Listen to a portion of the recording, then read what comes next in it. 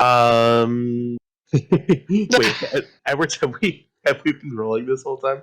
No. Okay, you keep saying it as a joke.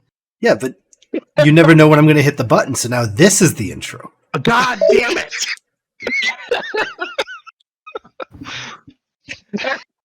You asked if we've been rolling the whole time. The answer was no. However, we were rolling for about 15 seconds before you asked that question.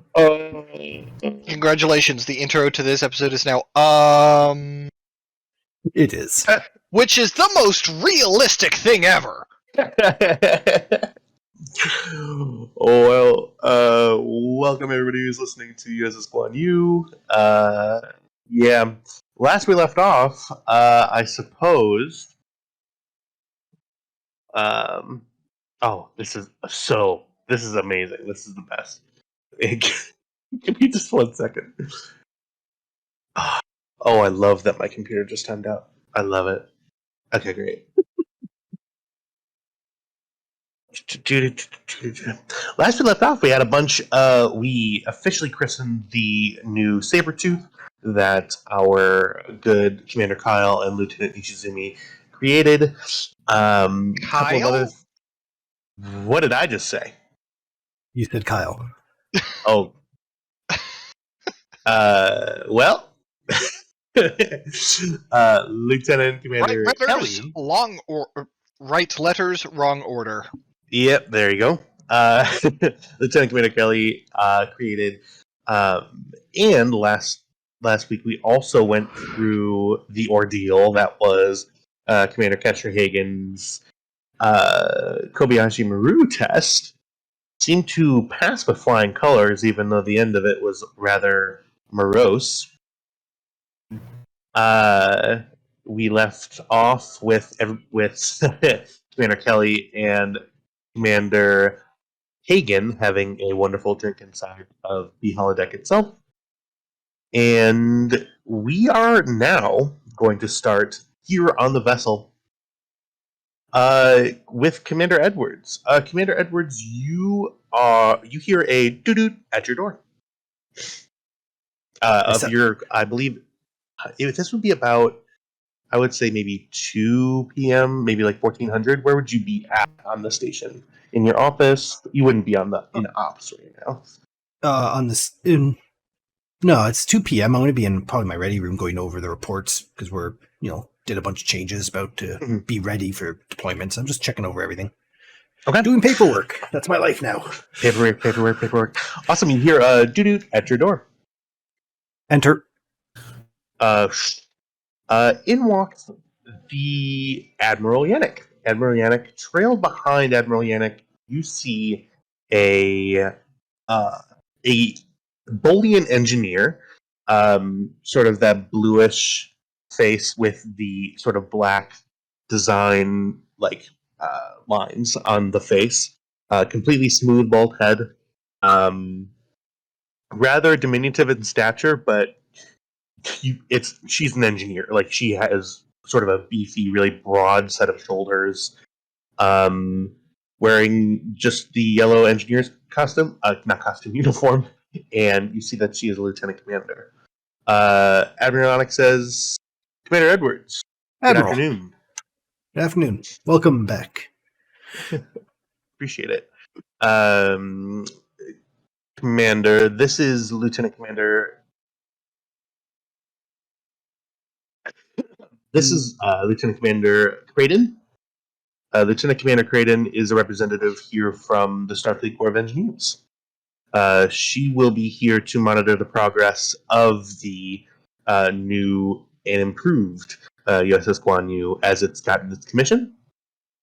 Lieutenant Commander Creighton was also heavily involved in the design process of Guan, of the Intrepid class itself, and was in charge of upgrading your computer. And as well as other systems, she assisted with updating the warp core to present standards, other things like that. I assume that this will not cause a problem with anybody else. She won't be serving at any official capacity. She's just here in an advisory role, and just to make sure that all the bells and whistles work great. Sounds good. I know our bells and whistles were a little out of tune before the retrofit, the refit. So hopefully everything's ship shape? Well, you see the Commander Creighton steps forward. Well, Commander, I'm very excited to see this thing in the action. I hear that Guan Yu has. You see that she sort of laughs a little bit nervously, but yeah, I'm excited to see the Guan Yu in action. Oh, happy to have you aboard. How long will you be staying? I'm thinking that this, the Admiral, I think, is about to give you your first mission out of Starbase here.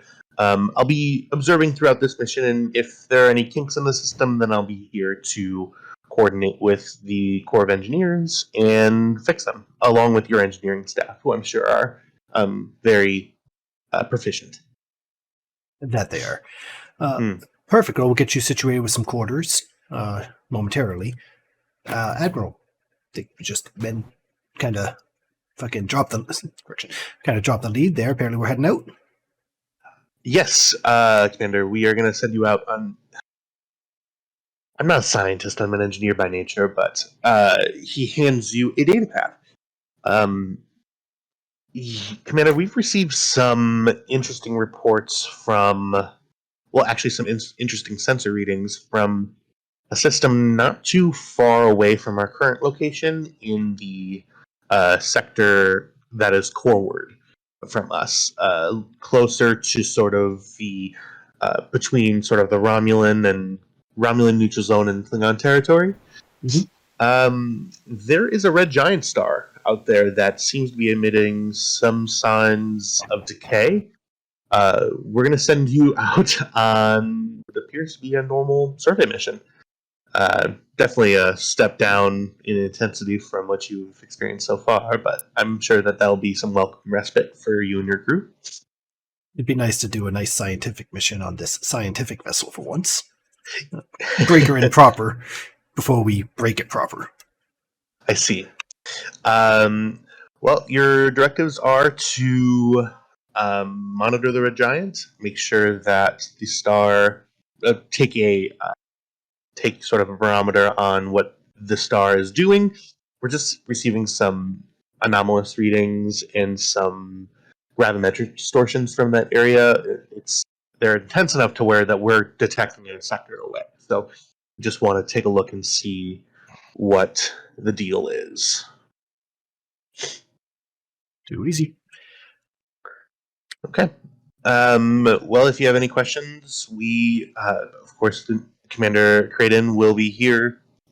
Not necessarily as my representative, but she is directly under my command. She will obviously be folded into your current engineering staff. And you see, from seemingly out of nowhere, Admiral Yannick pulls another data pad. We don't ever run out of these, I don't know. He sort of looks down and says, "You're Commander Kelly." Yes. I see that. If you don't mind me asking, Commander, who is your chief engineer? That one's kind of up in the air. I've been thinking about that lately. Well, it seems that Commander Kelly is definitely the highest ranked on board. I will have Lieutenant Commander Creighton meet up with Kelly and sort of coordinate. There is, I believe she looks down at the data pad. There is a Lieutenant, is it Dune, that's down there as well? Yes, Lieutenant Dune tends to lead engineering under the direction of Lieutenant Commander Kelly. Kelly tends to focus on the operations aspect of it, and he takes care of the nitty-gritty day-to-day. And then, I see. When needed, she jumps down there and takes care of stuff. Well, I will leave you to that then, Commander. Commander Creighton, feel free to report to Commander Edwards, and you are to leave in the next, what do you say, hour or so? Knowledge. Yep. And we'll batten down the hatches and head out. Admiral nods and turns out and walks out of your ready room. You see, Commander Creighton says, Commander, it seems like we'll be working together for at least the next couple of days. I wouldn't mind sharing a drink with you. You see, she actually has a backpack on. She pulls out from the backpack a sort of a medium-sized, like laboratory grade beaker with a stopper on it, and puts it down on your desk. And what is this? Are you trying to identify it, or are you asking her? No, I'm asking. These are, well, they're a Boolean specialty. I'm not sure if you're aware, but Booleans have a rather interesting gastrointestinal system, and this is, well, it's slightly altered, but it's hydrochloric acid. Delicious. Yes. Would you like some? I'm good, thank you. Sorry, I got ahead of myself. She reaches in and pulls out a small vial of see-through, clear, like water-looking substance with little purple flecks floating in it, and hands it to you. This should render your stomach sort of coated. It's actually really good. It's my own recipe. It takes about a week to make. I will happily try this. Not an hour before we step out. After hours? After hours, it is. See, she picks it up. You see it as she moves it and sort of swirls it around. It does bubble, actually, quite a lot. And she puts it back into the backpack and her sort of like messenger bag that she's carrying. And she says, "Well, I'm going to get settled. See you on the bridge in hour and 3 minutes? Hour and 3 minutes. I'll what's his name? Correction. I'll send crewman Grist to assign your quarters. Thank you." And you see she turns out and walks out. Now that I'm alone, I'm just going to kind of... That felt like a test. I'm saying that to myself. Yeah. At this point, I would say that Commander Edwards gets another doo-doo Yeah, you get another doo-doo on your door. Enter. And Hagen walks in, and she has about a stack of 3 data pads in her arm, and she's typing on one of them. She goes, Commander Edwards, I did want to speak with you. Did I interrupt something? She looks around. Something feels different about the room, like someone was just in here. You actually smell something like an off odor. And Edwards, as Commander Creighton walks out, the odor sort of lingers. It's a really really faint but still strong chemical odor. What's that smell? I'm fairly certain it was a Boolean specialty. Oh, the Boolean cuisine, yes. Yes, anyway, I had some ideas. The first of which I'm going to need to run by you, and I hand over one data pad, and it is a recommendation for assignment for a certain Lieutenant Commander Kelly. We're looking it over. I see. Yes. You don't want her... So you don't want her hanging out on the bridge anymore? Well, it's not that I don't appreciate her presence on the bridge. It's simply that I believe she would benefit from it. I was actually just talking to the Admiral about the fact that we don't have a chief engineer. Well, approved. Good.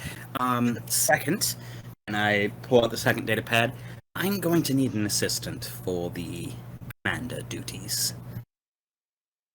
I figured this was coming, yeah. Having you as both EXO and Chief Medical Officer is going to be a little taxing, so I want you to have an assistant on both sides. I'm assuming Saral is your medical assistant. Yes, Saral is handling the medical side of the paperwork wonderfully.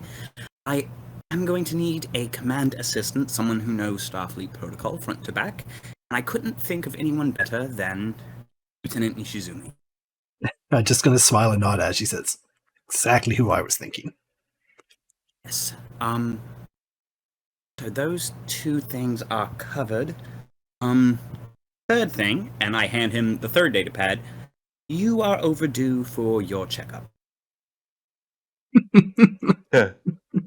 As Hagen, And as you are legally fired. Hagen, as you say that, Edwards, you feel a deep twinge in your left shoulder. Doctor, I have to ask, the frequency at which I report to sickbay, you couldn't take care of that at any point? This is to finish what I started. Scene. Excellent. We'll make an appointment. We're going to be setting out in the next hour once we get the ship underway. The next Shouldn't hour? take... Oh, yes. Nice, easy scientific mission. It's just a Why would red you say giant. That I'll have the crew run drills. Not just yet. I'm Doctor, learning something about the way I run games, the way that you guys are reacting to this. I'm so sorry that I've traumatized all of you.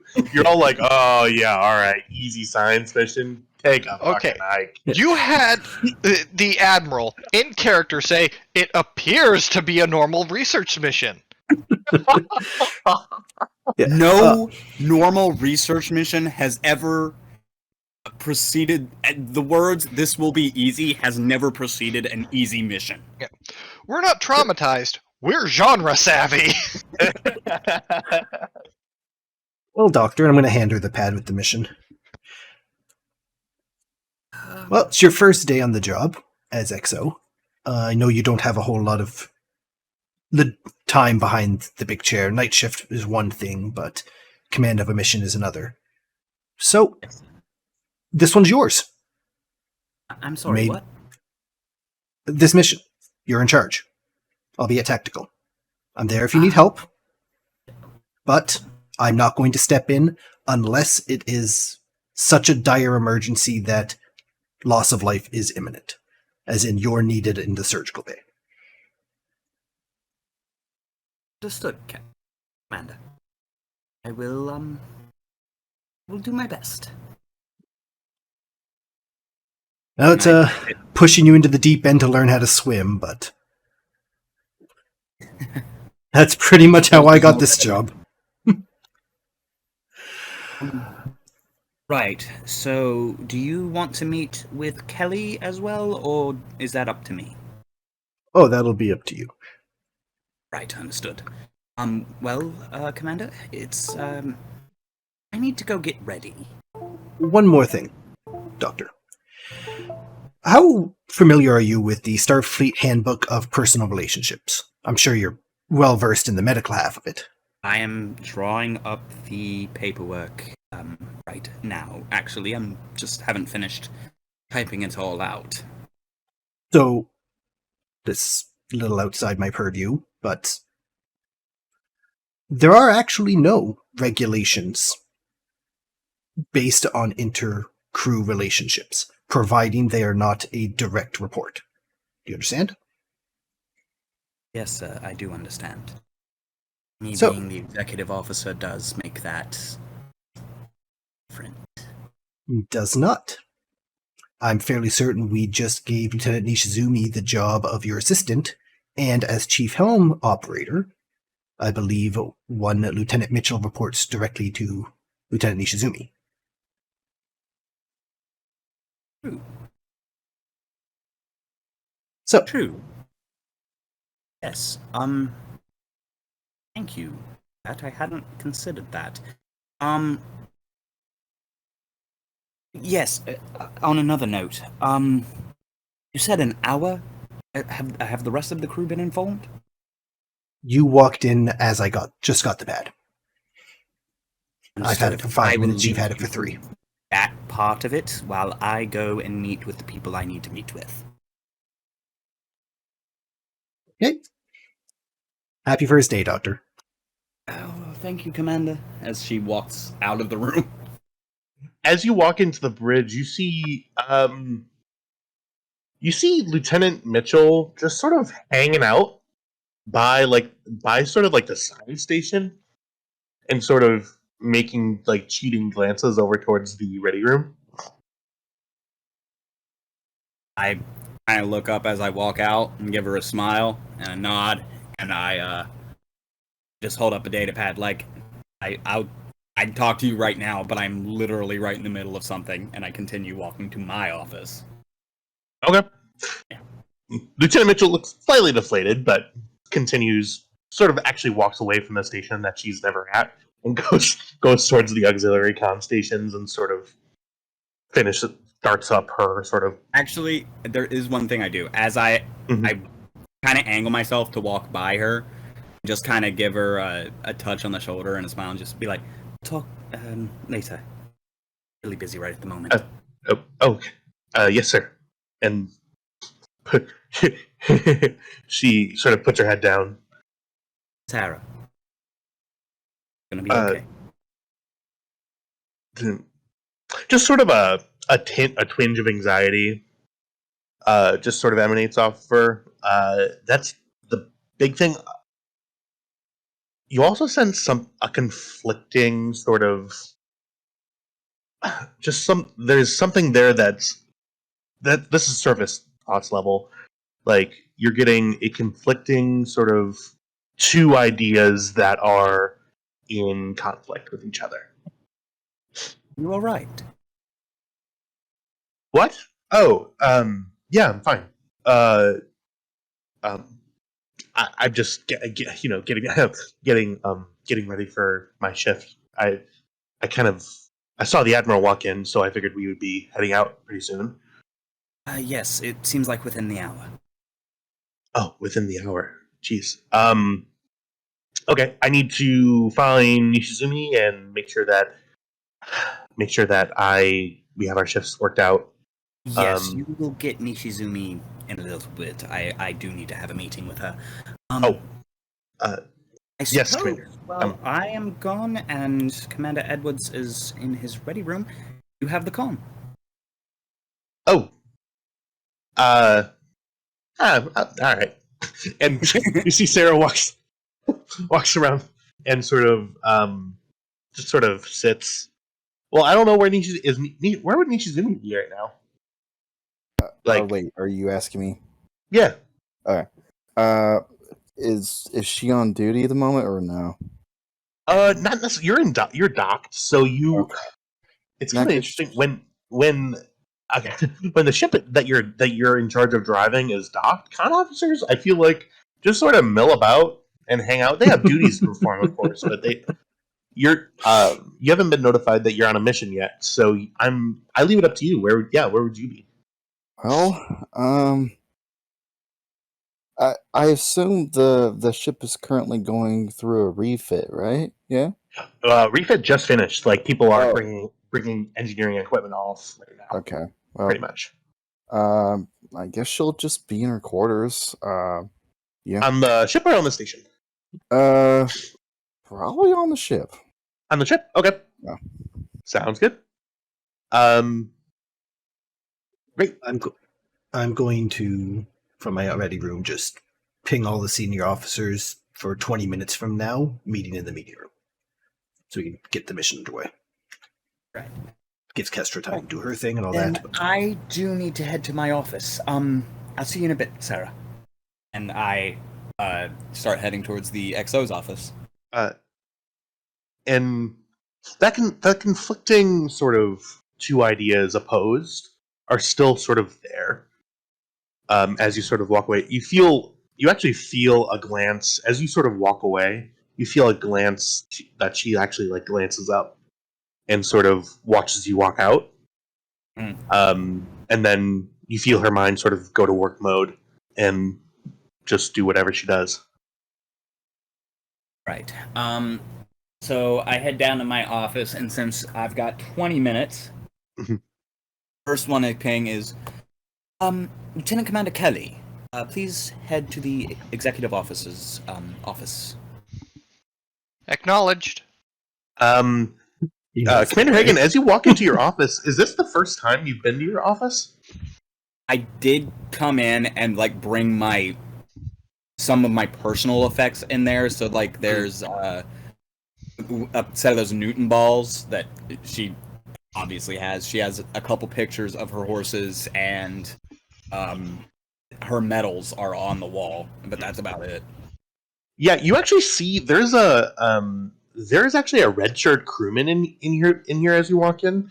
Um, Sort of um a human male sort of red shirt crewman, sort of tapping away, facing away from the wall, away from the door as you walk in, tapping on a data pad. Crewman? Oh, yes, Commander. I'm in charge of moving things, and getting sort of rooms prepared. One of the I'm one of the diplomatic attaché group people. Basically, anyway, couch. I'm assuming couch there, desk there, computer terminal by the door. Is there anything else that you felt that you need? You actually walk in. The executive office is actually pretty sizable. It's just a step down from like the captain's office. Right. It has like the main sort of chamber room with a desk that's already sort of formatted and kind of jutting out from the wall, and a little like auxiliary room sort of back there with a computer access terminal and um, like other stuff like that. You see the crewman just sort of looks up at you and waits for you. Yes, actually, I have an utaberry plant in my office down in sick bay. I was wondering if you could bring that up here. Utaberry plant. Okay. It's like a bush, almost. A bush. Okay. And then I'm gonna ask you this really quickly. I know that you're maybe 75 levels above. You see, he is a 1 pip crewman. He is a crewman. Right. You don't want a fish tank in your room, right? No, I don't like. Thank goodness. Oh, There's you something see, about their eyes. They just stare. Forever. Yeah. They're also like I would need to cut out that wall and put it there. I've just been on some ships where they need fish tanks in every big office. I don't understand. Anyway, I will get the bush, and then you want like a couch in here, right? Yes. Could get one with the cloth upholstery. The leather's sticky. Oh, okay. Interesting. Okay, and without being dismissed, walks out. Fun. Yep. I just sit on my desk and I get out the data pad that I have ready for Kelly, and I wait. After like 2 or 3 minutes, doo-doo. Hunter. It's my favorite thing to do as a GM. Kelly steps in, lets the door close behind her. Hello, Kelly. He takes a moment, looks around. You're gonna put a couch in here, right? Yes, one of the cloth ones. Here you go. And she hands you a data pad. She takes it without even looking at it, just sort of looking around. I would recommend. A rug would really tie this room together. Yes, it actually would. I do need to. What do you think, Persian? Do you think that would clash too much with the carpeting? Maybe an oval, light gray. Make a make a presence. For aesthetics, presence or no reason. Reason or presence. Medicine or con. All right. Both or just Hagen? 2 successes. I'll say on a diff 1. Yeah, the Persian would definitely clash. Definitely yes, something. The you're not going to want shag or anything. Just something simple. Right. Also, you should definitely look at that data pad. Oh, do you prefer sir or madam? Ma'am, whatever. Now that you're my superior officer, technically. Hagen will do. Okay, but saying I Hagen is just a little weird. Doctor, I think will do for that. Okay. I've put you forward for a position. Pleasure. She stares a moment, then finally turns her attention down to the pad. Across the top of the pad, you see "Congratulations" in a really weird font, and you see you see Said orders yeah, for go ahead. assignment to chief engineer. It is just a bunch of illegal jargon, basically. All it takes is a signature. She looks back up at Hagen, back down at the pad, back up at Hagen, turns the pad toward Hagen and sort of taps with the congratulations. Was that strictly necessary? But honestly, it was just the default setting. I couldn't figure out how to undo it. I'll have a look at that UI later. Are you entirely certain you want to put this ship's propulsion systems in my hands? I can think of no one more qualified for the position. And also, you need experience at commanding people who need you to work together with them as a team, rather than just telling people what to do.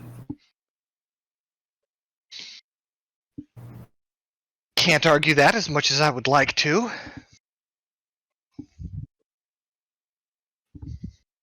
Yeah. Alright. She signs it, hands the pad back. You will need to report to the actual engineering deck now, rather than ops. You know, that So, does sort of limit my ability to... I've already cleared it with the captain. Everything that you can do in ops, you can set up a station down in engineering to do. Well, I appreciate that. I look forward to continuing my attempts at black magic fuckery. So to speak, Doctor. Congratulations, Lieutenant Commander Kelly. You deserve the position. Thank you. Don't know why, but I'll take your word for it. Now, I still need you to go report to your station because I have another meeting. Right. Alright. At my badge. Lieutenant Nishizumi, please report to the XO's office. Oh, do I have to miss this? Yes, unfortunately. Oh, that's cruel. Oh well. I'll just keep these nice cookies to myself. Where did you even get those? You know I need to keep my blood sugar up, so I always have a snack. I still do not understand how the Borg gave you type 1 diabetes. I'm going to have to figure that out. Well, it's less that I'm diabetic and more that my implants draw more energy from my body's energy reserves than just a normal body would. Hmm. I'm powering a subspace transceiver, Kestra. With Skittles. Yes, I am powering a subspace transceiver with cookies and Skittles. The occasional gummy worm, maybe. Now is when we remember we named our new communications officer Skittles. Well, I suppose I should get down to engineering and start wreaking havoc. Please do. I'll hold you to that, Commander. What's that? I'll hold you to that, Commander. I now have tacit instructions to wreak havoc, so I will be in my new post. And she has been Your personal steadily brand of stepping havoc, back not out general the havoc. door, and it slides shut. Actually, Kelly, Yes? you actually backed into the door. She pauses a moment, turns around, looks the door up and down. Computer, open the door. I'll look at that, too. Please. And then she steps out the door. Yep. Door opens completely automatically and shuts.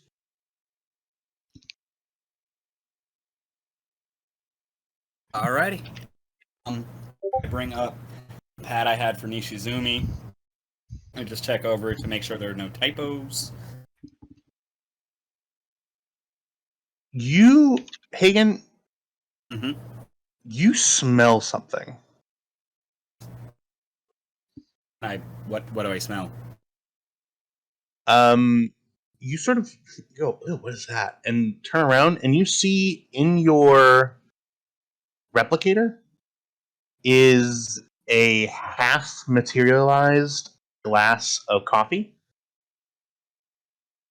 Computer, recycle whatever's in the replicator, and then deactivate it?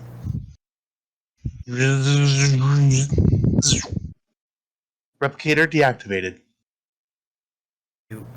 I go to my computer and I type in a maintenance request for my whole freaking office.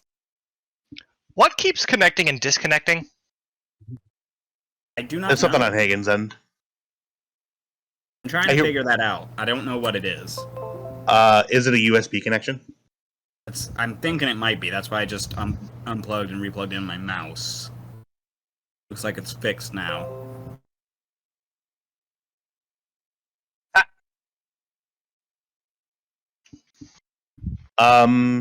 Yeah, you enter in that maintenance request. You see that the computer accepts it and it goes through.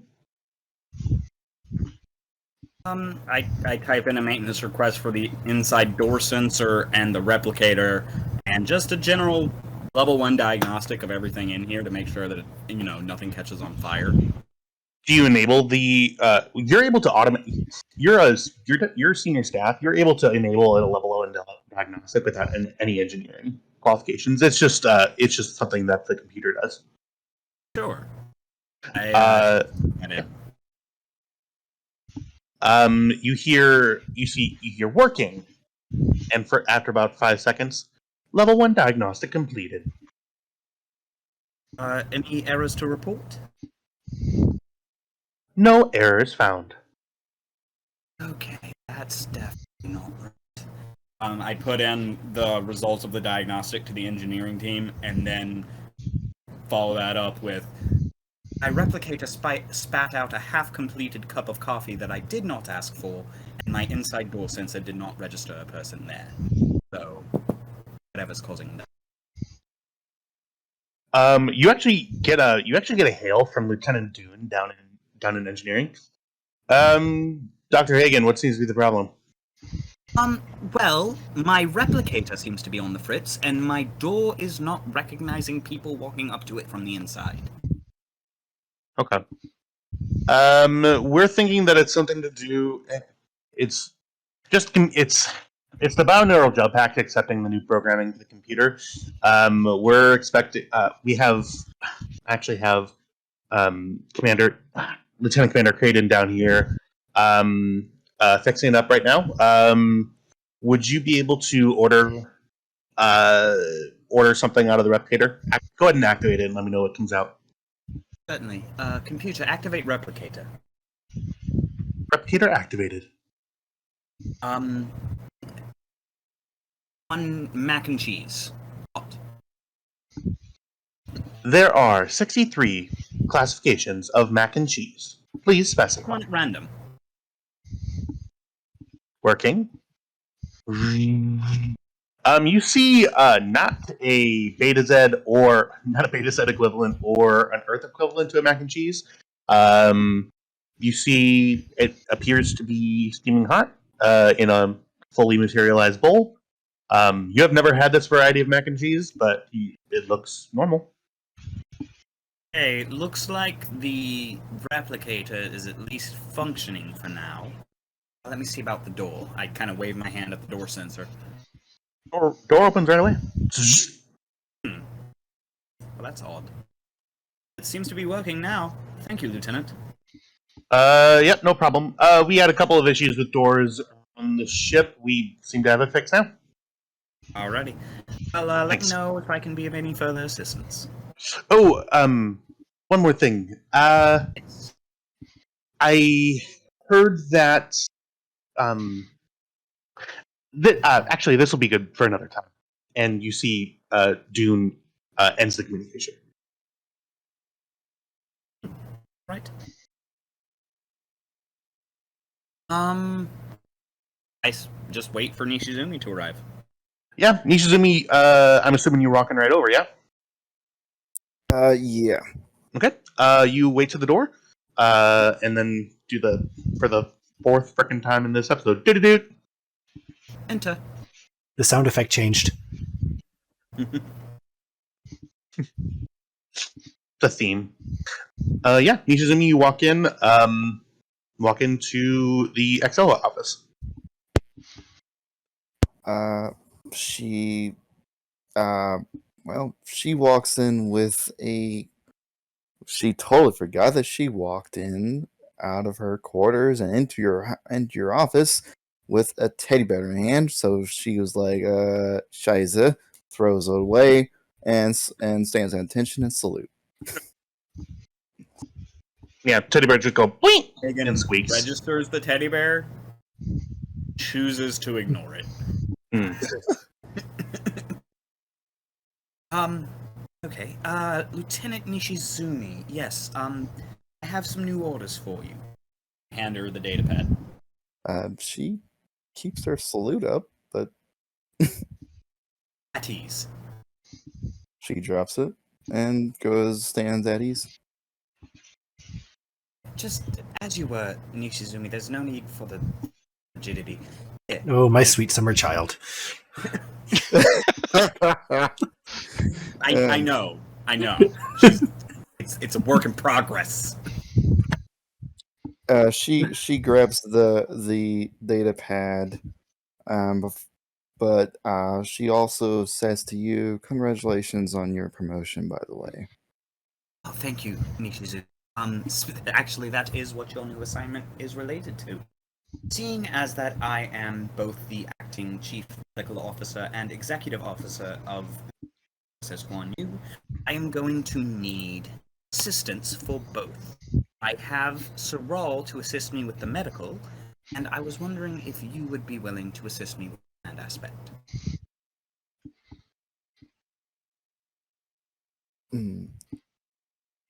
She looks at the data pad, and she looks at you just raises an eyebrow.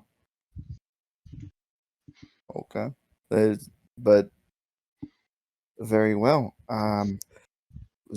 Well, free to deny this request if you so wish. This isn't a requirement. However, I do believe that this would be good for you, give you exposure to the higher echelons and structure and how we operate.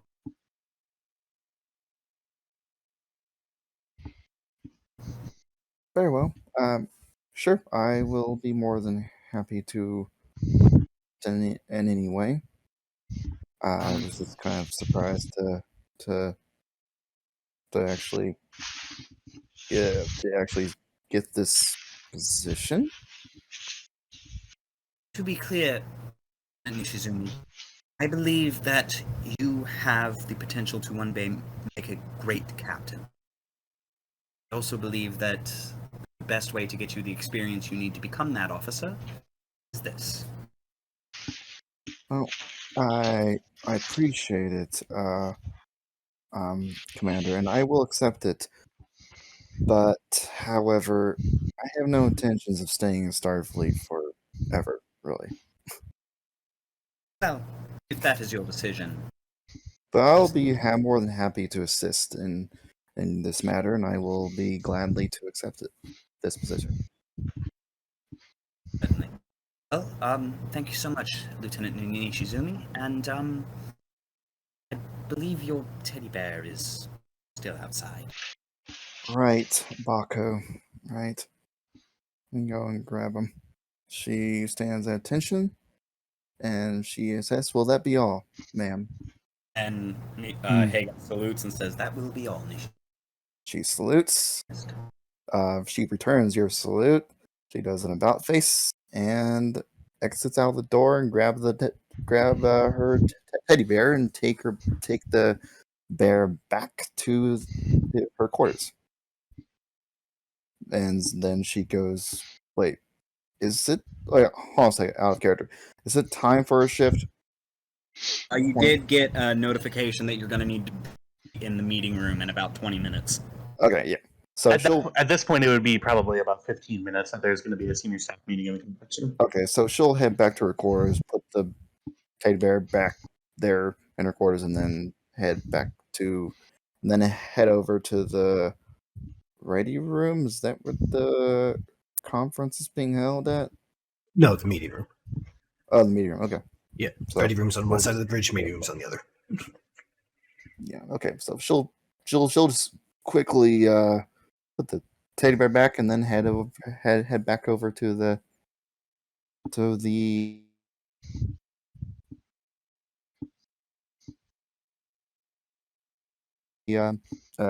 meeting room. Alrighty. One moment. Thank you for the reminder. Boop. To the meeting room. Everyone. I head up. Yep. God, I love that 3D rendering of it. Right? Isn't it so cool? It's like the out of window perspective. I would have And you definitely. can see the thing on the background is the Northwest Passage from when 7 of 9 got introduced. I would also have invited the Boolean attaché. Okay. I'm gonna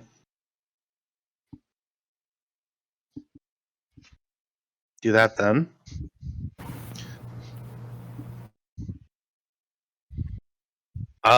Yeah, you all walk in. Commander Kelly, you sort of Kelly, you're gonna be you sort of sit down first, and then Nishizumi and Hagen both sort of walk in. The last to walk in is Commander Creighton.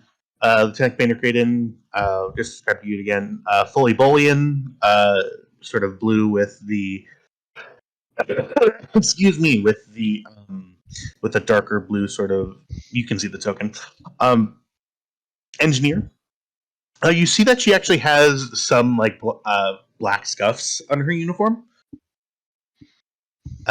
She walks in and says, "Commander Edwards, is there a seating chart? I suppose I'll." No, Well, just any chair is fine. Okay.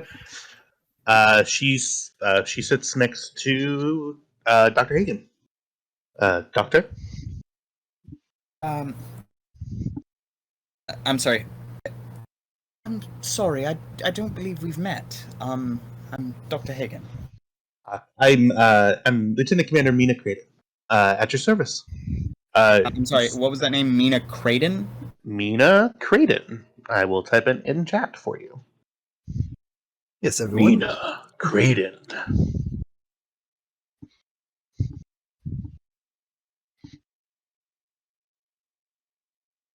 Yes, Lieutenant Commander Creighton. He's my senior staff, as you just met Dr. Hagen, my XO, Lieutenant Commander Kelly, our chief engineer, and Lieutenant Nishizumi, our chief helm operator. Well, Commander Kelly, I'm sure that we'll be, we'll be working together on this mission, I assume. You are. Your name was just introduced, but professionally, you are. I am, of course, a lieutenant commander. I previously served on board the USS Auckland as their chief engineer, and then now for 5 years, I have been working my way up the ranks of the Starfleet Corps of Engineers. Cool. Why are you here? Very sharp, very nice. Rather forward of you. Well, I am in. I was one of the lead designers of the Intrepid class itself. I actually took the hand in designing this ship when it was a prototype. I was, of course, a member of the 15 engineer team who assisted in designing it. Hagen, you get immediately. Hagen, go ahead and give me insight medicine. Okay. Yeah, this is telepathy. So telepathic prowess applies as a focus? Yeah. I'm going to say difficulty 3, actually. Can I buy a dice You sure with what? with momentum? Sure. Sir. I'm gonna re-roll that 18. Cool.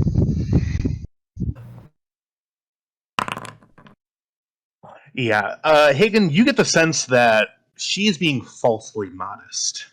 You know that she was not just a member of the 15-person team in charge of engineering it. She was second in command of the engineering team who designed your prototype Intrepid, the Guan Yu.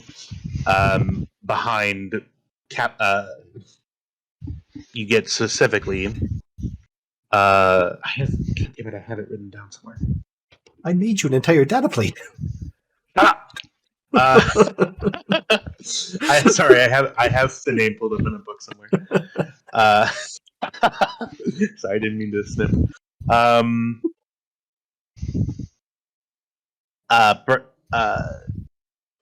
She reported directly to Captain Zimmerman, who is second in command of the Starfleet Corps of Engineers, and she took a big hand in designing your ship. Basically, is what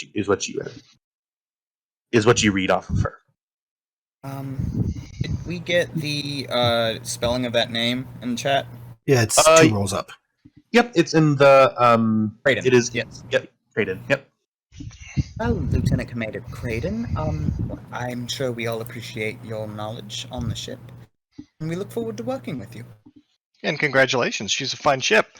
Remind me to tell you about the Picard maneuver we went straight into a blue alert from. You might get a kick out of that. You went into a blue alert out after a warp. Okay, I'm sorry, we don't have time. Oh, We'll have lots of time to Sorry. go over past missions in a bit. Yes, Apologies. Lieutenant Commander Creighton is here to observe the Guan Yu in an engineering capacity, make sure it's shipshape after all the refitting and field repairs that have been made. But that's not why you're all here. We have our first mission. And for the duration of this mission, Commander Hagen will be the captain of this mission. Jumping in feet first. Doctor, floor is yours. Yes, so... And do I got the pad with the mission details on it. What do I know about the mission details? Yep. So you know that the I cast exposition. I see. As previously described, if you've been listening, never mind. Just kidding. You are to head coreward a sector. You're about a 7 days warp at cruising speed away. Heading coreward, there is a red giant that is exhibiting signs of gravimetric decay, and you're also receiving some anomalous readings that the sensors couldn't quite sort out on board the S-Fortitude sensor suite. You are being sent to basically determine the cause of these anomalous readings, these gravimetric distortions, and to report back. Yeah. Right, I say all that and say, yes, so it looks like we will be at warp for around 7 days, around 1 week. We are going to, check out why this star seems to be in the late stages of stellar decay, and it should last another few billion years. The system designation, for those of you wondering, is FE.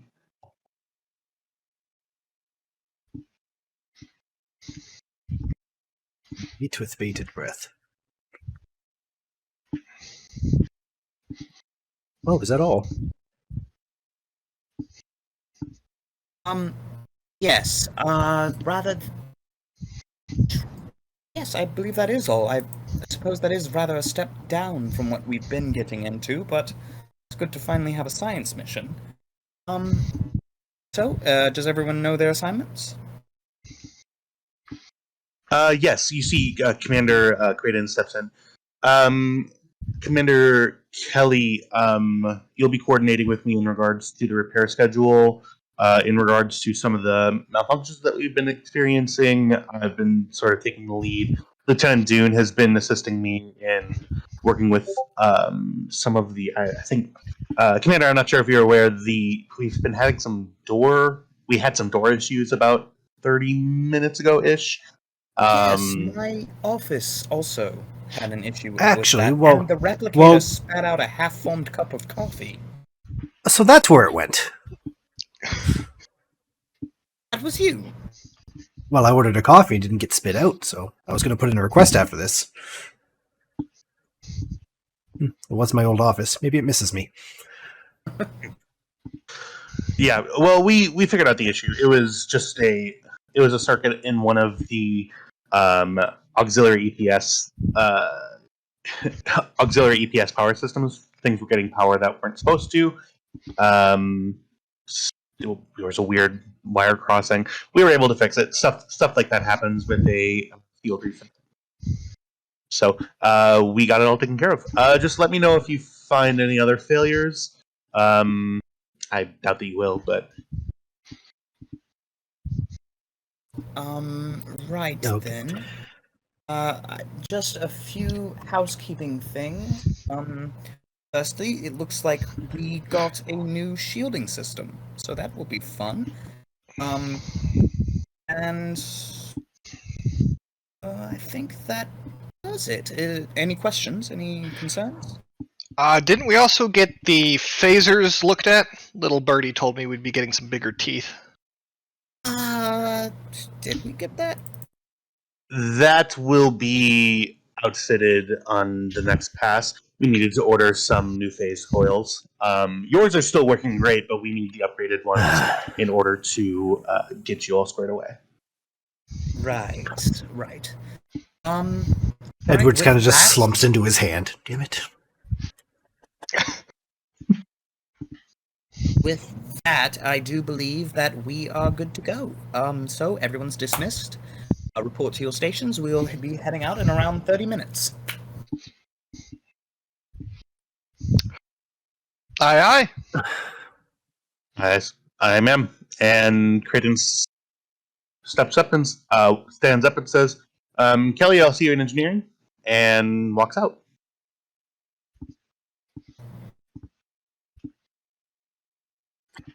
He No, assumes she was AFK. second. Where the she's Command. implying I'm not going there immediately. Were you aware that she was second in command of the entire Starfleet Corps of Engineers when this ship was designed? Seems a little young.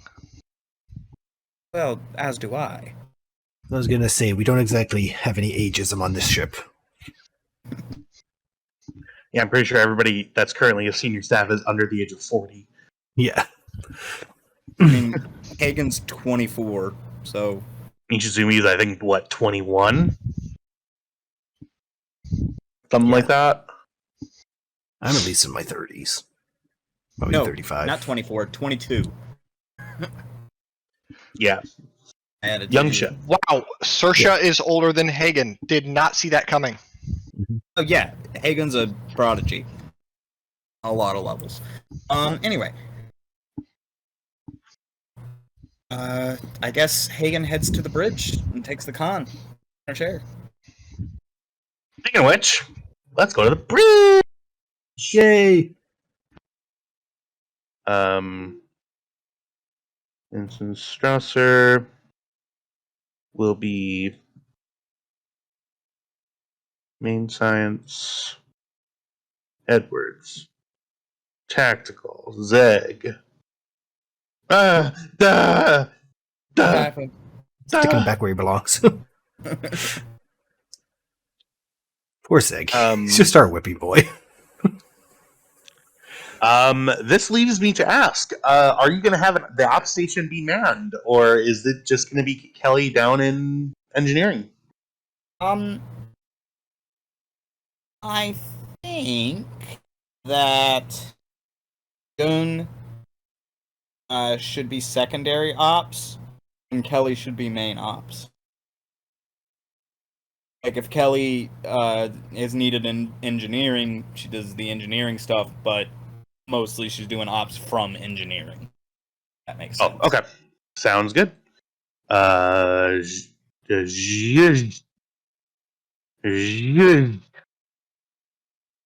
And then we will have.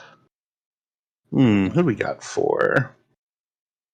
Risk Engineering. in secondary tactical, Yeah, or it's just- Mitchell in secondary tactical?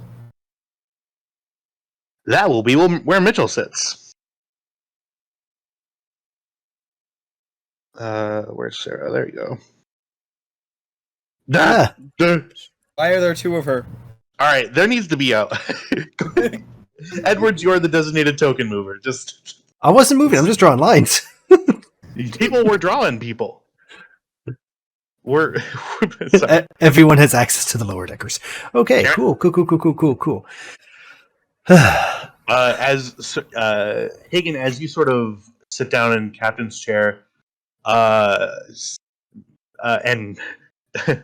Edwards, as you walk back to the tactical station, you sort of you touch the sort of Elcars.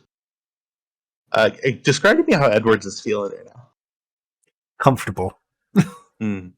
Just Your kind of like shoulders- caresses it. Just I'm probably not going to need you, but Hagen, you clock that immediately. Just like a, oh, thank God. sort Meanwhile, of. Hagen is looking not. She's doing the thing of keeping it composed for the rest of the crew very well, but inside she's like, suddenly I realized this is a terrible idea. Why the fuck would they give me the command of an entire starship? I'm just.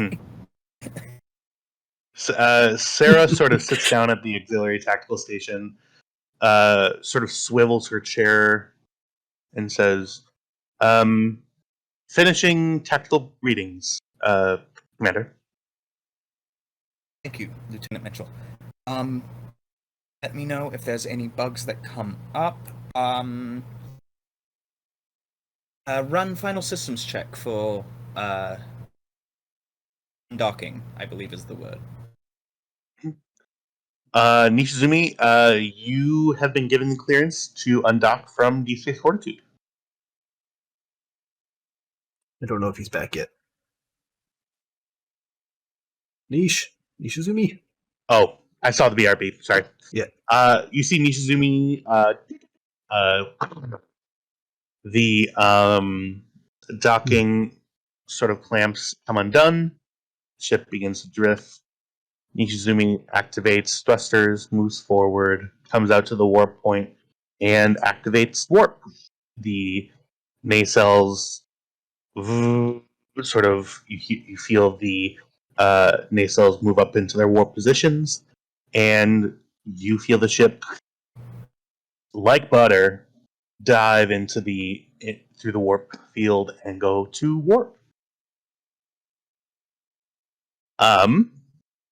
That. Oh, I've missed this. I say that out loud. Like it just feels good to be underway again. We were at dock for way too long. Feels good not being shot at least. Wow. Yes, I know you enjoy it. I don't enjoy Chris- it. Just Chris sort of looks up at you, says, "Yeah, I'm for one. I'm kind of liking being. Oh my God, I shouldn't be talking." And goes back to doing working on the back tactical station. it's okay, Paul. Relax. And you Well- sort of feel a sense of normalcy come amongst all of you. You're at you're at normal alert status. You're moving forward. Nobody's getting shot at. Nothing's exploding. No changelings are around. By your estimates. Can I do You a quick are. mental sweep? And yet, Edwards is Is that a still serious required question? in sickbay. Just like before we left, I want to have done like just a quick. Hey, do I sense any balls of extreme hatred? Are you Just one. Are you actually acting? Yes, I am. Okay. Insight medicine, you get to pick the difficulty 1 through 5. I think I'll do a 2. Okay, and then what specifically? You're scanning like general vibes or what? I'm scanning just basic surface level thoughts and emotions. If there's anybody that like their thought is kill all Federation members, just, you know that kind of. Yeah, awesome. Yeah, insight medicine difficulty 2. Do I have any momentum? I don't think I do. No. You do not. Nope. Now we do. Wild. Um, And telepathic prowess for the focus. Just obvi. You're specifically looking for I want to kill everything and everyone. I'm looking for any. Basically, I'm looking for anything that stands out of like. This is not normal Starfleet thoughts. This is different. Wow, this is kind of totalitarian of you, like thought control. I'm Anyway. not reading anybody's brainwaves. It's just like hey, is anyone actively trying to kill us? You sense. Oh, one moment. I'm probably not gonna be able. Okay, no, nothing is 100% proven. Okay, not gonna be home by 6. Well, it is currently 8 p.m., so I don't know what time you live in, Call, but whatever. So, yeah. Oh no, what happened? What? Nothing. I sat down. Oh, you sat down next to Hagen? Yeah. We're underway now. Okay. You sense a calming presence next to you. Right. A ship that. Edward, did you make everybody on the ship aware that Dr. Hagen's currently in command? Yeah. That's part of the 30 minutes. Like, Okay. great. All the senior staff are up to speed. Every console got their mission brief. I am a huge proponent of everyone down to the lowest man gets the brief. Cool. Everyone knows what the next 2 jobs up are doing. Mhm. Awesome. Commander Hagen, you sense there's a definite sense of relief throughout the crew, but you're definitely sensing a little bit of Edwards isn't okay. Edwards is not in command. Okay, that makes sense. But I guess they're used to it because obviously Edwards is not always on the bridge actively commanding, right? Right. And so it's sort of like but this is sort of like a test run. Okay, I get it. Yeah, that's cool. It's kind of like learning that, like, you're on a big plane, you're flying across the Atlantic Ocean, and you realize that it's the pilot's like first day. Right. It's the training pilot. It's the There are 4. Yeah, you're like everybody on the ship is fully aware that there are like 3 other people who are making sure that you don't do anything. But like, still, they're like, oh, yeah, it's nothing big though. Looking specifically for any dangerous thoughts. No, you do not detect anything. Or were you scanning as you were sort of going by the station as well? yes, just general. No, you don't Vibes. sense anything. All right. Right then. So, Edwards, I did want to ask you, Commander Edwards, I did want to ask you, and this is kind of like an aside, just like the captain and the first officer talking. Mm-hmm.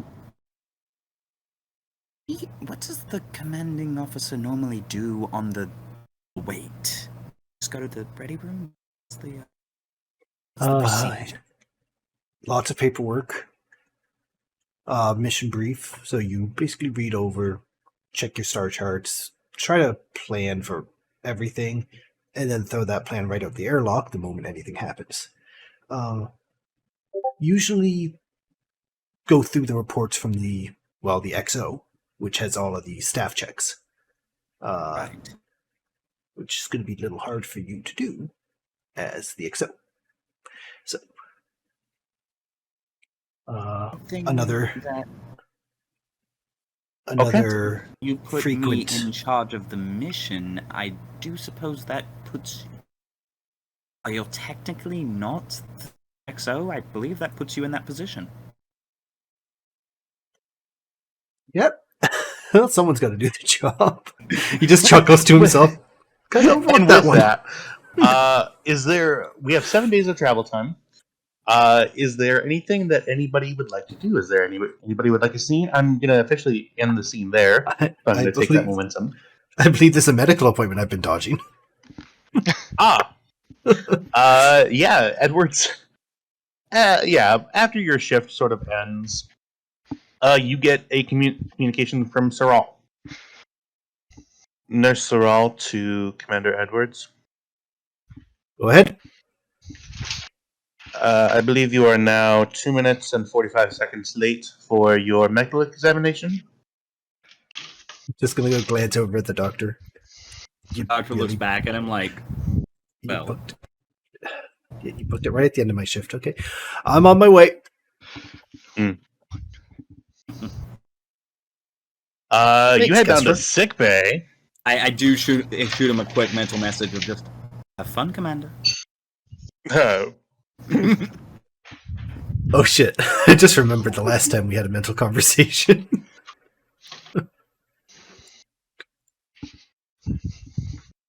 Which time was that? Remind me? When I surprised you with a speech in front of the entire crew on the DS Fortitude. Oh, yes. You sort of actually, we'll do this. You sort of walk into sickbay. You actually see. God, I wish I had just like a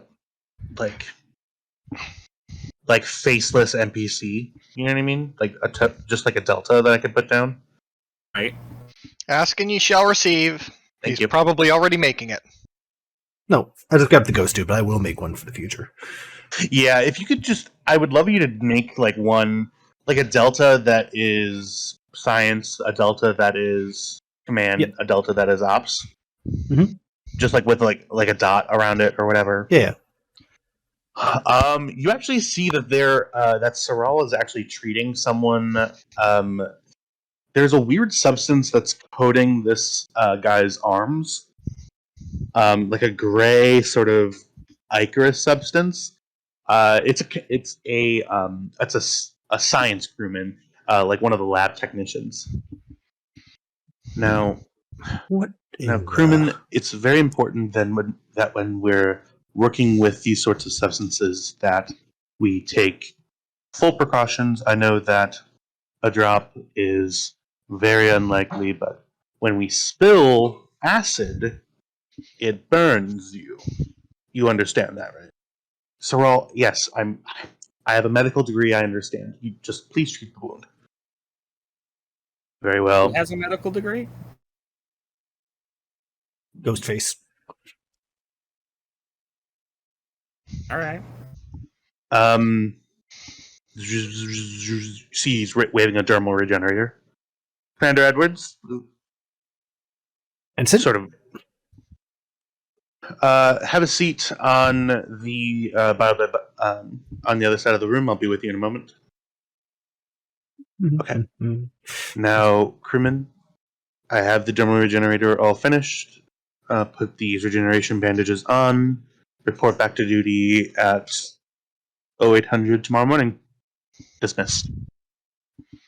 The ensign sort of stands up and goes, it still kind of hurts.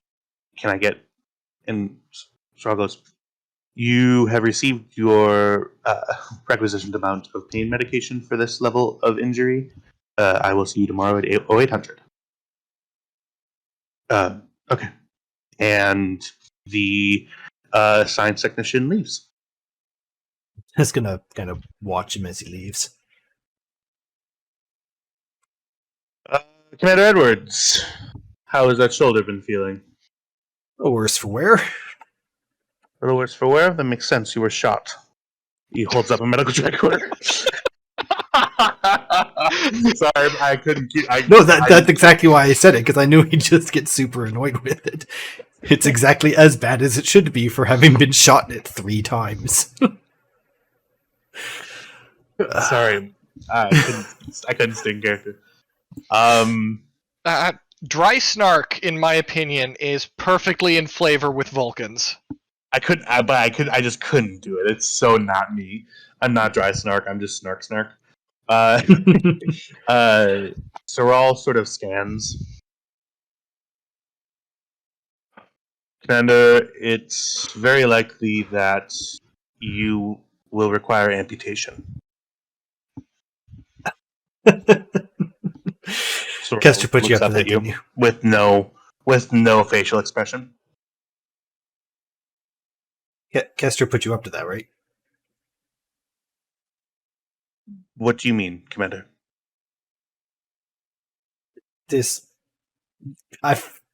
Okay. I doubt very highly that I need to have my arm chopped off for injuries that happened many weeks ago. Yes, it was a jest. Could you not tell? Okay. He's been You got me. working on his humor. That's why I asked if Kester put you up to that, because you had me concerned for a moment. I see. I am working on my inflection. I've heard that it needs some work. Oh, no, that was perfect delivery, because I honestly believed you. Oh, well, that was not my intention, but thank you. Yes, there appears to be some degeneration of the cartilage that is inside of your shoulder joint. You may require some doses of insert medicine name here. He pulls out a hyperspray and sticks a blue sort of vial in it. This should assist with the pain and also assist in regenerating the cartilage. It may feel a little stiff after a while. Is there anything else bugging you? I see that you haven't been in for a checkup since. You haven't been in for a checkup in 3 months, Commander? Been a little busy. I honestly thought you guys took care of it the 3 or 4 times I was in the surgical bay, but I guess multitasking isn't something you guys do down here. Same fucking shoulder. Well, we'll be setting you up with bi-weekly appointments. Of course, the captain must be an example in this regard. We have many crewmen who refuse to do it because they have to work, but everybody has duties that they must perform. Now, seriously, is there... I know that I jest, but... Sorry. There's no medical reason I've been avoiding sickbay. Okay. You know, fear of hospitals is not anything to be ashamed of. I'm not afraid of sickbay. Everything's fine. Just complete the test so I can get back to work, please. Oh, okay. You see, he does a full spectrum analysis, sort of gets like CT, CAT scan, everything with this little hand palm pilot. Well, for a slightly middle-aged human, you appear to be in perfect physical condition. You may want to start back up on those arm regiments, but other than that, have good luck, Commander.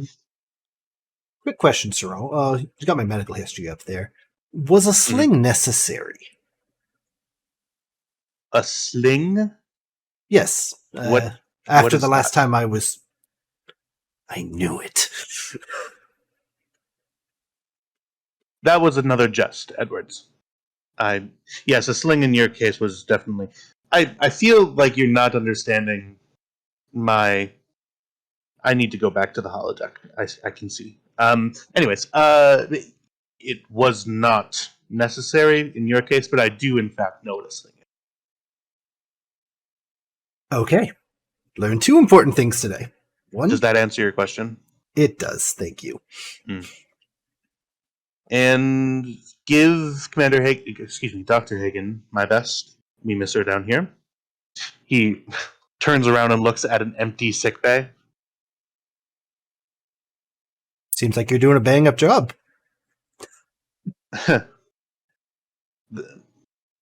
And he turns and walks away.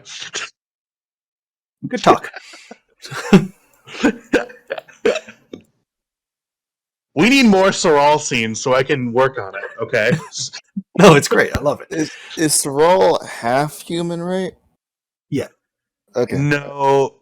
Yeah. No, we don't even. He's- I think we're retconning it. He's full Vulcan. Okay, he's full Okay. walking now. All right. Yep. I thought do for- love it for a longer he when was the half full human. Vulcans try to embrace human humor. It's the best. Because they don't Nothing- get it at all. Nothing will beat Tuvok's dance for Neelix's goodbye. Mm-hmm. Anybody else have any other scenes before we get to? Actually, I did at one point when both Mitchell and Hagen are both off. I did want to go talk to her. Are we thinking mess hall? Yeah, or we could go to her room. Or my room. Mitchell's room? considering I have the EXO's room now. Oh, I thought you were okay. I do not have a specific Sarah Mitchell quarters one. I'll put that in a requisition form. However, I don't. Do I have a? I have Counselor's quarters are the only room. Counselor's quarters technically can function as a. Yeah, they're basically officers' quarters. I just gave to her own place.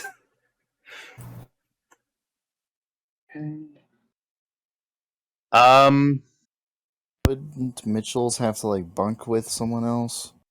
Is that how quarters work on? Maybe. We're For pretty enlisted. sure. Lieutenant. Yeah, a for lieutenant enlisted. would have their own quarters. Alright. It'd be small quarters, but they'd have quarters. Yeah, I'm pretty sure just officers have quarters, so ensign and up. Oh, okay. Sorry, I'm just looking at what I have in terms of. Okay, we'll just do this then. Ignore the weird decorations. The Mugatu skull? It seems like something Kester would have. Klingon Batleth. Look, you never know when you might need one. Or I actually hate it. Hang on.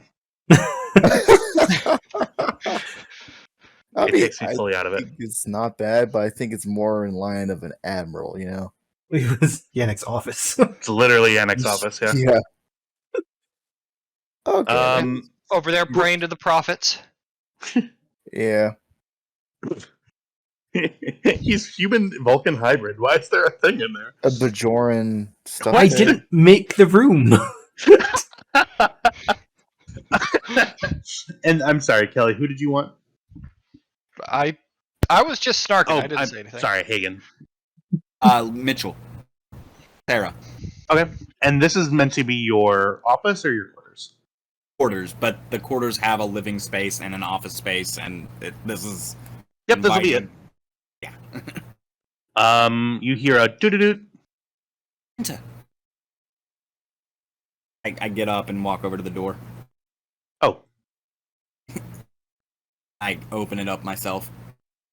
Sarah, come in. hi. Yes, hello. Hold on 1 second, and I go and get. I had like a tea thing set up, and I set it down on a table. Yes, I just want to touch base with you. You seemed like something was bothering you early on the bridge. I don't. Something was bothering me. What was Wait, were you? Kestra, were you reading my mind? No. It was more of a. Are you? You're Yes. lying right now, right? No, I'm not lying. I can't stop feeling emotions. I cannot choose not to. So I saw that she felt conflicted, but I did not go into her brain. Okay. I will class that as you're not lying. You're being truthful. Okay. I was like, you kind of did, but whatever. I can't choose not to read emotions. It's a part of my physiology. I just noticed it. Is there Right. something wrong? I guess I'm just feeling a little anxious. Obviously, you can probably feel that, and you Right. do. I with command, it just seems like there's a lot of reverence in terms of that, and I'm worried that it's gonna. So I did look into it. Turns out you are not my direct report. So as long as we keep things professional when we are on duty, when we are off duty, we are free. Right, but I worry because after this mission, you'll be the XO. I mean, you're in charge of personnel. Like people, department heads report to you, and then you report to the captain. Right. And So- Nishizumi is your department. Right. I just worry that this is going to be unavoidable, and I'm waiting for the time where there's a command decision that you're going to affect something. Because I mean, I'm 5 years older than you. Did you know that? I knew you were older, not that much, but I've been sort of working my way. I was a commissioned. I was a non-com, and then I earned my commission as an officer. I went back to Starfleet. Finally, after all this work, after almost 10 years in Starfleet, I'm still only a lieutenant. But my career is very important to me, Kestra, and I'm just worried that there's going to be a point in time where you make a decision for me that negatively affects my career. And of course, I'll have to forgive you, but then that's putting my career. Do you see where I'm getting at? I believe I do. And I cannot promise that such a situation would never arise. However, I can say this. I intend to be objective with my command, and objectively, you are one of the finest pilots in Starfleet. A fine Well- officer. Well, you're just saying that, but I appreciate that. And I believe that should you continue to work hard and apply yourself as you deem necessary, you will see advancements in your career. And believe me when I say I do not intend to make any decision that negatively affects the career of any of my officers, least of all you. I'm going to require a roll from you, actually. Please give me Presence Con. Actually, no. I will allow you to use Presence Con is the main role. I will allow you to use Presence Command at a complication increase. I will use the presence command so that I can switch it to medicine. This is specifically. This isn't coordinating anybody. This isn't coercion or asking someone to refrain from taking a different action.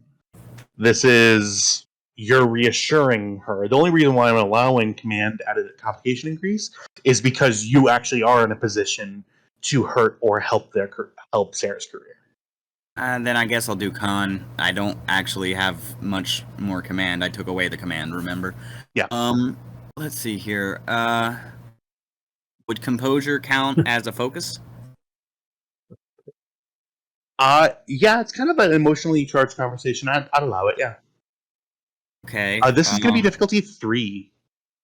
Right, cool. Mhm. I'll give you a threat to get a dice. Mhm.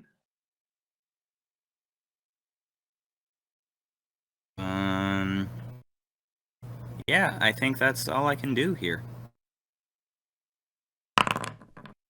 Are you kidding me? Sheesh. Wow. Can you re-roll that? Like a bold? Or I mean, I something? could use a determination, but Up to you. Was she like Sarah?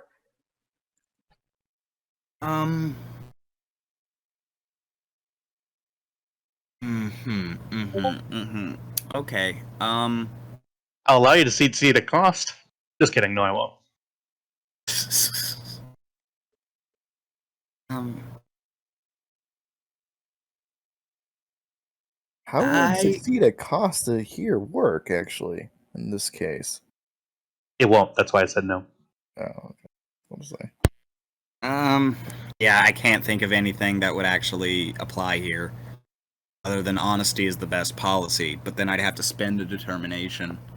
Mm-hmm. Session's still young, too. Right. I We guess haven't no, even I guess gotten I to the just real failed mission this. yet. Sometimes I just fail. Mm-hmm. Lieutenant Mitchell. Yeah. Would believe that'd be a challenge on a value. You can earn a determination that way.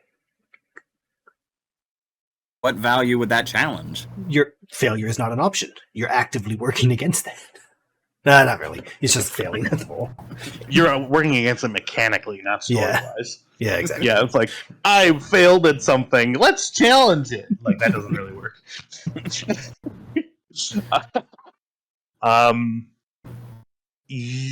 Surface thoughts right now, melding from anxiety to a slight kind of just frustration. Not anger. She's not angry at you. She's frustrated. And she's not frustrated at you either. She just goes, "Listen, I know that you're just trying to help, but I don't know. I'm sorry. You made tea, and Sarah, I just don't think tonight's the best night. I'm sorry." I completely understand. She sort of, kind of coldly, actually turns the shoulder, and the door opens with Commander Edwards about to push the doo-doo button. Commander, sorry, I was sorry. just I don't want to. Oh, my apologies. I That wasn't. And Lieutenant Mitchell goes right past you and leaves. I was about to ring the bell. I hope I wasn't interrupting.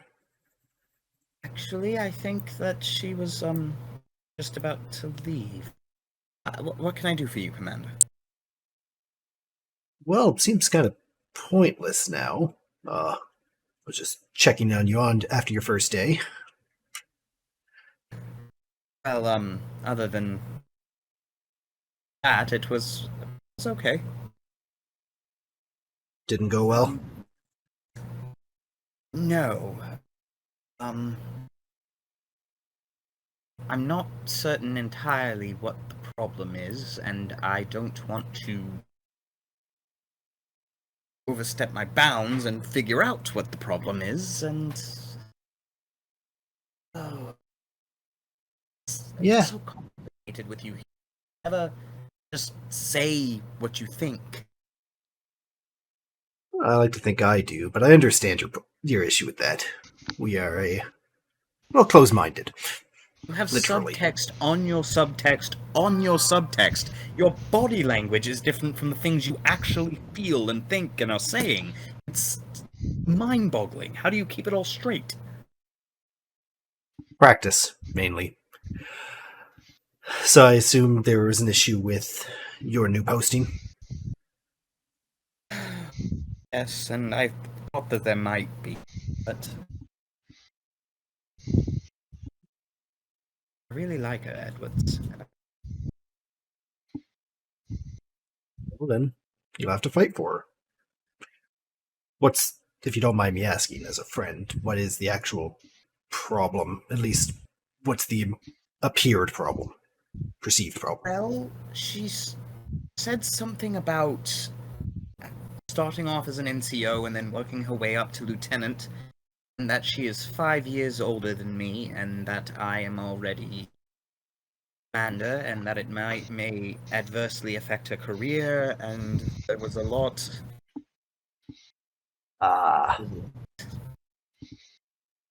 So, yeah, Kestra, is this the first time you've dealt with individuals who are forgive the phrasing, having a slower career path than you. You've shot out like a warp, fucking warp drive. Yes, I Commander think Edwards swears out in. Sorry, go ahead. Yeah, I swore. my the nature of my ability is such that I tend to outpace everyone. So you can imagine, from her point of view, that she worked for the last decade to get to where she is. You came onto this ship as a lieutenant and are now the XO and a commander. Yes, I do understand the issue. It was a similar issue with a she was what's the name of that species? Trill. There was a trill at the academy. Same general thing happened. I was accepted early into the program and quickly shot to the head of the class, and she got jealous. It wasn't pretty. But I don't know. I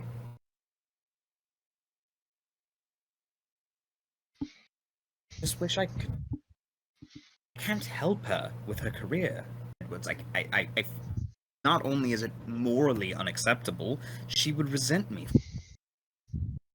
And I don't think she expects or wants you to help with her career. exactly. And I don't know, it just seems. I understand where she's coming from, but it feels unfair. Commander Edwards, Yeah. as you're ahead. sort of as you're listening to this, to jump in, you see the replicator behind Dr. Hagen begin to slightly smoke. Sorry to Edwards to Kelly. Kelly here. Turn around. Got a smoking replicator in Kestra's quarters. I'll be right up. Computer, And with run that- a level 1 diagnostic on the replicator. In Hold for a second.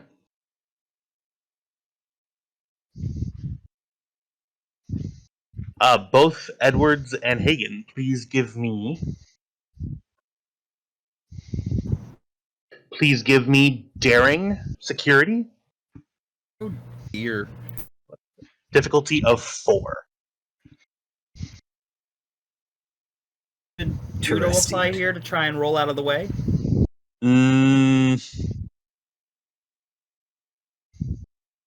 Would judo apply to have you roll out of the way of this thing exploding? From Is that my what you just asked experience me? in judo, one of the things, the very first thing they teach you before they teach you any moves is the ability to fall and move out of the way of things quickly. I'm gonna have to say no. Okay. Alright. However, on that, my entire backstory is built around a similar situation. I would like to. Well, I'm obviously going to roll, buy, and all that jazz. K. Yeah. All right, cool. Yeah, so I'm going to buy with threat. How much for threat, please? Yeah, I'm going to buy up to 4 dice. So I'm gonna buy 1 dice with threat. I Oh dear. am going to cite a value of first through the door, hearkening back to the situation that got me promoted to commander, which was literally diving and protecting a diplomat and an admiral. So I'm going to cite the value of first through the door and hopefully dive and take Kestra down with me, citing a talent that really doesn't apply here, but close protection and hunker down. I'm literally designed to pull this maneuver off by words alone. Okay. So I'm citing the value, spending the determination, dropping it down to 4. I would like to do this. If this is going to result in an injury, is that what's going to happen here? I couldn't possibly tell you. Well, the reason I ask is that if it is, I'm going to use the Karagite Order of Heroism to negate that injury. I don't have a focus.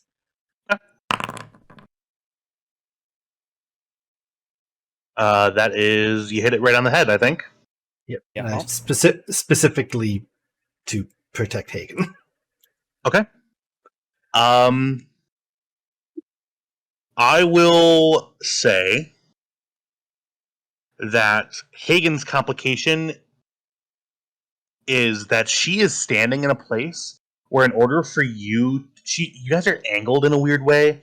In order for you to get Hagen out of the way, which I will allow, because of your value spend, you're gonna have to literally jump in front of this thing, in front of the replicant. Like, you're literally gonna be coming. Yeah. How do I? You're gonna be like shooting that way at her. So you're sort of like right, Basically, like right here, and you're jumping that, pushing her that way, and and you're gonna take the brunt of this because the explosion goes out. So this is the safe spot. Mm-hmm. Think Claymore. Right. This is gonna be 1 moment. Sorry, I'm building a hazard here.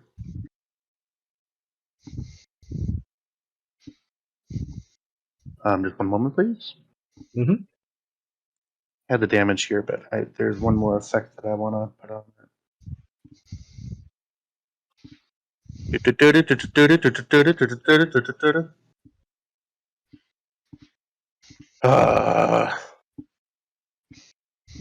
This book. Okay. Qualities. Persistent. Persistent is some. Where is that?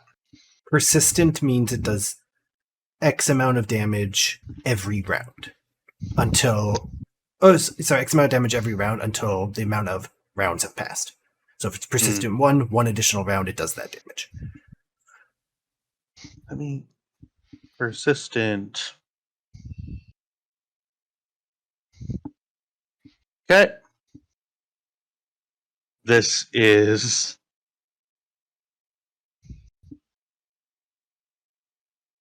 for persistent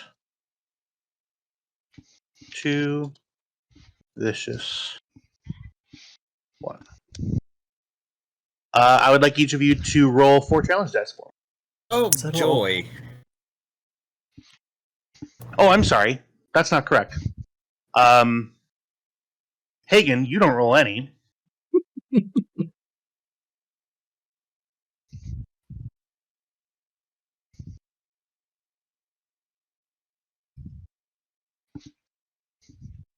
There you go, Edwards. Oh my god. No. Oh no. This is bad. Wait, was there supposed to be 8d6? Yep. Yeah. Oh my god, that's just funny! It's a plasma discharge. Oh dear. Is what it is. So that is 2, 4, 6, 8, 10, 11, 12.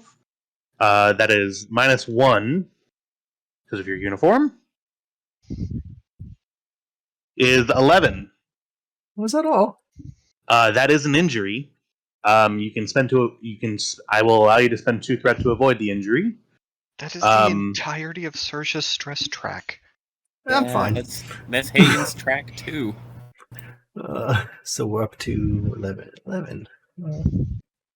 And the persistent 1 effect is because not only are you buffeted by a plasma explosion that emanates from this replicator system, you are completely covered on the left side of your body by a gray sludge that feels like molten steel. Yeah. As soon as Kestra sees this, she's gonna go to the emergency medical kit on the wall, grab it, and start administering first aid. At the same time, press her combat to say, "This is Commander Hagen to sickbay. I need a medical team in my quarters. Stat! Commander Edwards What the is hell injured." just happened? I have Starfleet dead. I literally have this medal because I keep taking damage. I have it and avoid the injury. Have it Oh, and sorry, avoid the injury. Sorry, just have it. Okay, that half of 11 is 5.5. 6. So 6 is still an injury. Yeah, but now she's got some time to stop the persistent. Okay. Yeah, Hagen, you have a med kit. That's what you got. First, initial is anestazine for painkiller. Second is hold on, I have the list here. Give me one second. Yep, go ahead. Kelly is going to just. I assume she heard the explosion over the channel. Yeah, the ship goes to red alert as there is a plasma explosion on board for no intended reason. She immediately turns to the engineering group. Emergency hazard team, first officer's quarters now. And as hell breaks loose in the quarters, yeah, Hagen, we're gonna go to combat turns now. Kelly, you were coming from not from engineering. Your ship's over, so you're coming from your quarters, which are 2 decks down. In order to get here, I'll allow you. So we're in combat turns now. Hagen, go ahead and you can take the action to do whatever you're doing. First substance is hydrocortisone for painkiller. Yeah, Edwards, you are Hey, fire. screaming because you're covered in white, like it's literally bubbling on your skin. Second is improvaline for a calmative to get him to stop screaming and jerking all over the place, so that I can get substance, which is dermaline gel, and or rather, it's kind of like I don't know how to put this. Is this an acid that I'm dealing with, or is this a base?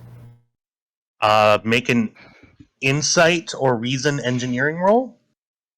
Difficulty 2. Reason hearing. Did our Bolian lieutenant's lunch just explode Emergency all over our medicine as a captain? focus? Emergency medicine for this engineering roll? I'd have to say no. Come on, I'm determining whether the substance on a patient's skin is an acid or a base. That's definitely emergency medicine.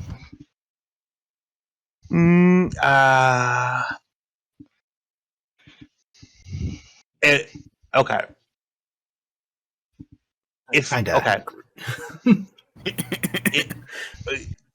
I'm sort of ruling this as you're identifying what the substance is. All right. I gotta fight for it. You know I gotta fight for it. No, and I heavily considered it, but no, it's identification of what this weird substance is. All right. And what's the difficulty on this? Diff 2. Okay, I'll buy him a dice with threat. Okay. Cool. Hit it right on the button. This is the organic sort of. Damn it, Edward! Stop doing that. This substance is the organic compound that is like the base component from which the stuff gets replicated. So it's just hot. Yeah, it's hot because it was just exposed to a plasma explosion. Then a quick burst of liquid, kind of a liquid nitrogen preparation. As soon as it, the trick with liquid nitrogen is you just can't submerge yourself in it. Actually touching it won't hurt you because it just boils away before it actually touches you. Okay. I don't mean to be a stickler here. Your med kit has what your med kit has in it. True. If you're looking for like liquid nitrogen, I mean, you could use replicator that just exploded to get some. Or right. There, you would need, I would say, the substance that you're looking for. I mean, there are fire extinguishers that will do the thing that you're doing. They're not fueled by liquid nitrogen by any means, but they have a component in there that assists with reducing temperatures of things and getting rid of All right, fires. then I grab That's like an engineering the kit. closest fire extinguisher and just light spray on the side that is covered in the hot liquid, Okay. just to cool down.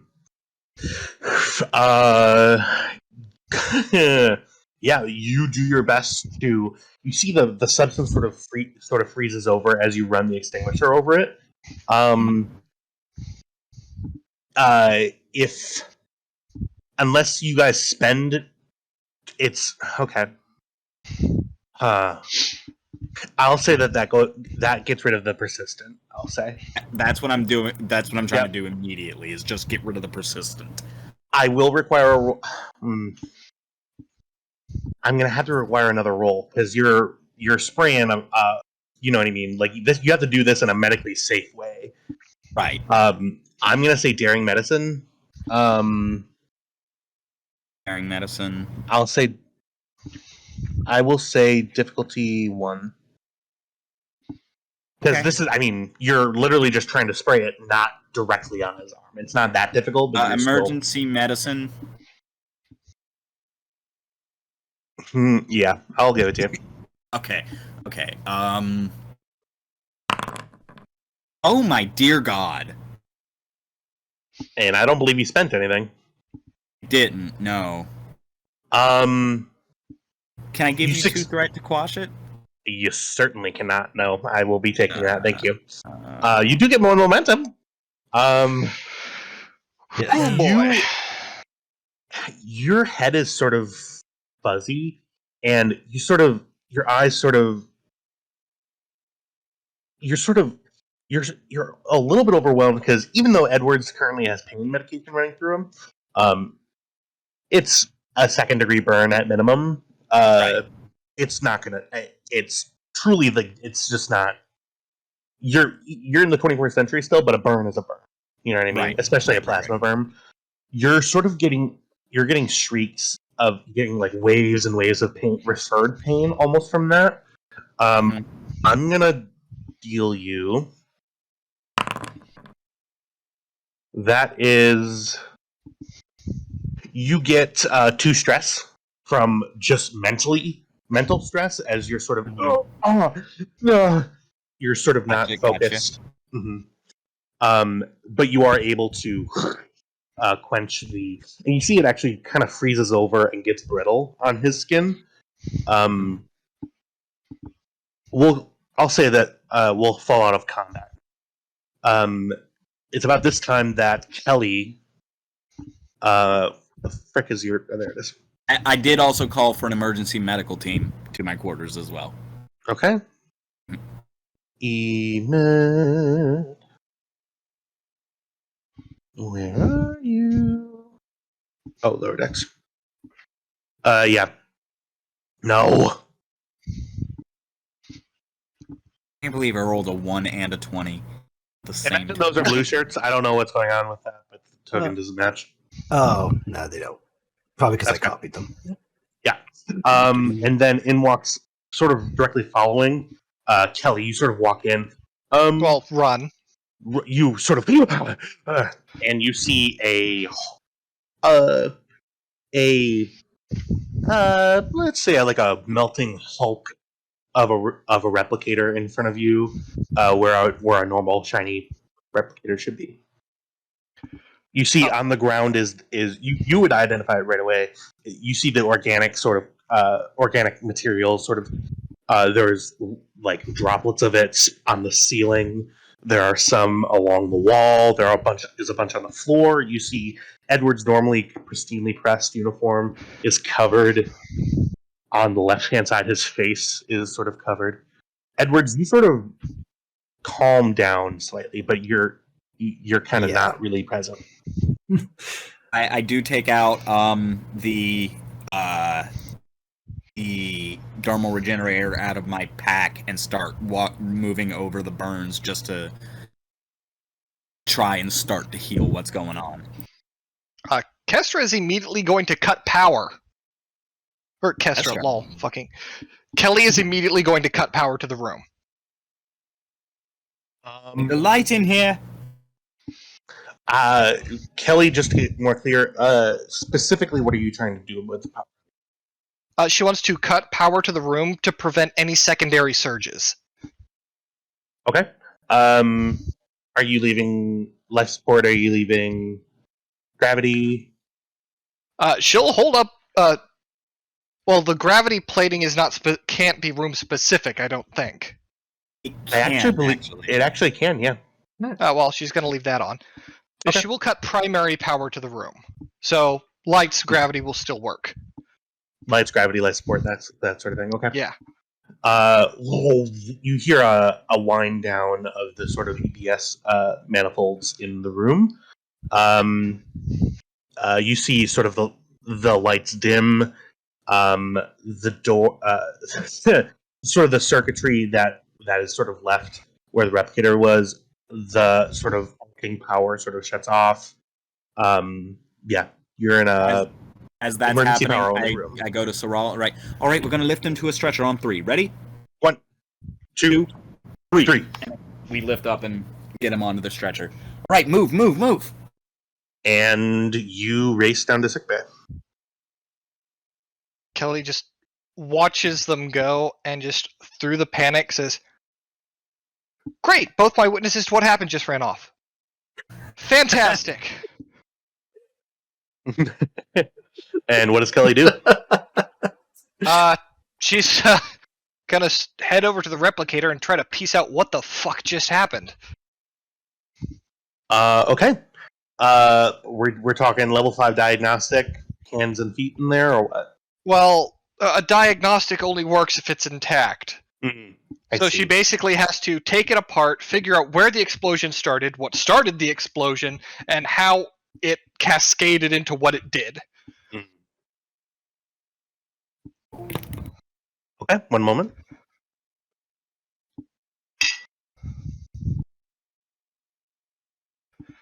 Great. Go ahead and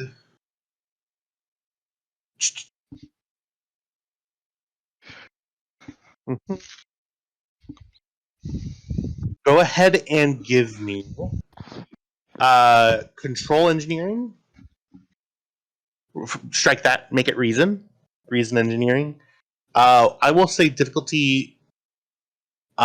Difficulty is increased to 5 as primary power is not currently in the room. Okay, I don't think I have a focus for this. Is a replicator a gadget? I don't think the definition of gadget applies now.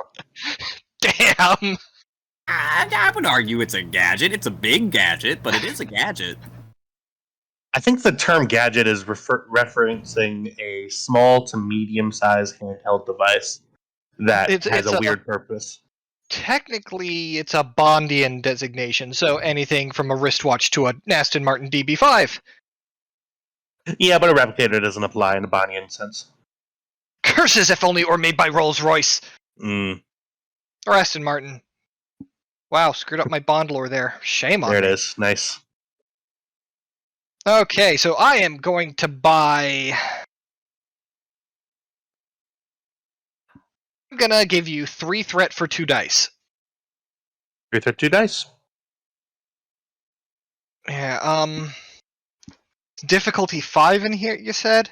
Yeah, you sense that getting a read of this with primary power deactivated in this room is making things a lot more difficult. You're not able to access any internal computer circuitry as there's no power in it. You're not able to... You're pretty much... With this, you're looking at primarily like wiring. You're looking at a bunch of these other problems that aren't to do with any... Yeah. Power's not on, and that's why it's difficult. I've played for like 2 years, but I'm about to need an Eli 5. Explain challenging a value. Okay. Challenge. Go ahead. Sorry. Challenging a value makes the scene more difficult. Something that is inherently you basically makes this harder. At which point you get a determination. So if you had a trait or a value that was super against Trill, and you're dealing with a Trill, the difficulty or complication goes up, and you get your determination. You don't actually get it for the trait, but I was just using that as an example. Okay. Which I can turn around and immediately spend? Then you'd have to still You cite can a value bank. to spend it, or you can Yeah. bank. Okay. Yeah, I normal will spending challenge rules my apply. value of Who Dares Wins to be very careful and methodical about this, so as not to trigger anything else, to make absolutely damn sure I know what happened to my friends, so that I can prevent it happening again in the future. Okay. She can't just go off half-cocked on this and hope for the best. Mm-hmm. I'd We're accept gonna- that. Go ahead we're and doing cross a- off that. Yeah, just think if that value is crossed off, you can no longer declare it as a value. Okay. You will be able to get that value back next session. It should, yeah. You could rewrite it if you want. You don't have to. And I will cite my value of Improvise, Adapt, Overcome to figure out what went wrong with this replicator without main power in this room. I've got a And let me- tricorder in my head, yeah. the ability to wirelessly interface with the ship's main computer. So I think I can figure something out here. I will accept that, and a little bit of clarification. It's once per mission, not once per session. So that value is now crossed out for the mission. I am Okay. Jack. Who Okay, died? cool. Cool. If you click the little pip next to it, it crosses it out. That's handy. Mhm. Probably going to get that one back, but this is a time to challenge that. Yep, totally. I totally agree. Okay. Determination used, and I'm getting 2 extra dice, so I'm rolling 3. Okay. Uh, Jet. Okay. Okay, so pardon me to interrupt. Did the replicator explode? The replicator did Violently. explode. Yep, violently. Okay. What kind of damages did it do to the ship, or is it just? That Determining. is not currently known at this time. However, this role is kind of to figure that out. And What about casualties then? Who? one, Okay. Edwards. Guess who? Again? Yep, it's to his left side too. Maybe we should just like give you a different shirt because I think it's the Mhm. red. Yeah, it was Edwards who said, "I have these values that are like, yeah, I need to push this person out of the way." But then the person he was pushing out of the way of rolled complication, so that they didn't get damaged, but Edwards got the brunt of it. Think about it both mechanically and character-wise. Mechanically, I'm the only one who can take a hit like that. And Yeah. character-wise, if the surgeon dies, she can't heal herself. Yeah. Okay. So difficulty 5 met. This replicator, for some reason, received a power surge from to 300% the recommended power usage of the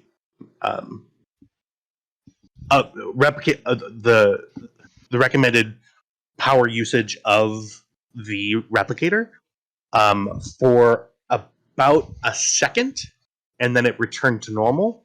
However, that intense of a power spike caused a small plasma fire that then erupted into a big plasma fire. Now, why was it replicating something at that moment? That is the information that you learn from this. From this roll, you may, I believe, I don't know if you get a free question or if you have to spend momentum for obtain, but What does my new shiny chief engineer's role get me? that's Yeah, that's. Chief engineer gets something special too. I believe Well, you yeah, get but the it's- advantage in the engineering. Yeah, it's trash. Okay. Sersha is going to walk out into the hall. Computer.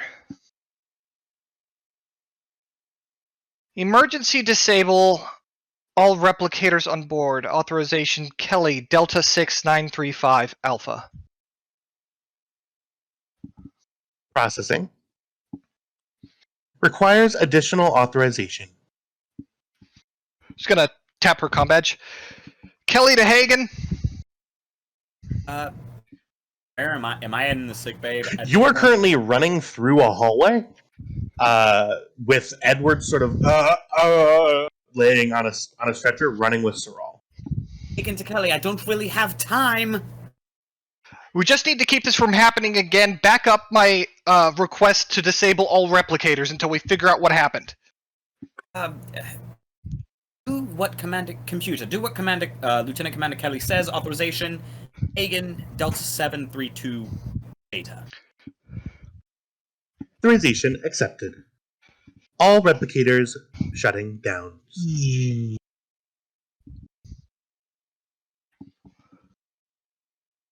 And I'm. Commander Kelly, you're receiving a hail. Hey, this is Lieutenant Dune. I'm in my quarters. I'm trying to order food. My replicator isn't working. It says that they're being shut down for command priority. Is there something going on that I need to be aware of? In case you missed my call for an emergency team to the first officer's quarters, Commander Hagen's replicator just turned into a grenade. Oh, jeez. Coupled with the other problems we've had with the replicators, I shut them down on security precautions until we figure out what's going on. I see, Commander. I will loop in Lieutenant Commander Creighton immediately. Good, I was just about to call her. Thanks for taking that off my back. I'll be here sifting through the debris trying to figure out what else I can. Okay. We head back to... I have to, BRB for 10 minutes because my doggo needs to go for a walk. That's good. Oh, that's disappointing. This room was absolutely beautiful and it had to be destroyed. Mm. Hey, at least the explosion was on the other side of the wall from that nice, neat little prophet's prey thing. Well, For whatever reason, I don't. Yeah. Yeah, we cannot disturb the prophets. Otherwise, we'll have them angry at us. And besides, they are the ones who are holding the Dominion back anyway. So, yeah. Well, wait, no, that didn't happen yet. So, Yeah, that's in the future. Mm-hmm. Awesome. With that, new scene. all right, and BRB. Darkness, my old friend. Boop. Boop. You delete the tokens off the screens. Huh? You delete the tokens off the screen when you want to get rid of people. Yeah, I know. I just put her back. There we go. So, do you want me to start or? Hmm? Well, Ellie is BRB. Do you want us to go? Yeah, I just moved everybody to sickbay. Yeah. All right. Yeah, I think. Yeah, that's. Yeah, so you run into sickbay. You see Sorrel goes to the take it to the surgical bay. Edwards, you're regaining consciousness fully now. I would say. That I am in excruciating pain. Yeah, you're sort of. I'm about to put you under because we are going to be debriding these wounds, and you do not want to be awake for this. Yep, do it. I take Sweet 20 cc's of Nestazine and knock him out. Okay. You hear "sweet mother of fuck," and then the head sort of flops. Get me a laser scalpel and a dermal regenerator, and I'm gonna start on the debridement process. Okay. You spend, just for the purposes of levity and brevity, and not to be too gross, because burns really freak me out, you take the time to use your laser scalpel to pretty much the left side of Edwards' body is encased in this sort of now hardened sort of organic substance. You sort of take that off in parts, and underneath that, you see Edward's sort of bald head is scorched. There are parts of it that are. You see first and second degree burns across the face. You see the left arm took a big brunt of the blast. You see mostly, primarily second degree burns. The uniform is scorched. You take the time to sort of start debriding all this tissue. Thoral looks up and says, "How did this happen, Doctor?" Honestly, I'm not certain. We were talking in my quarters. Next thing I know, my replicator was smoking, and it exploded. If it wasn't for Commander Edwards, it would be me on this table.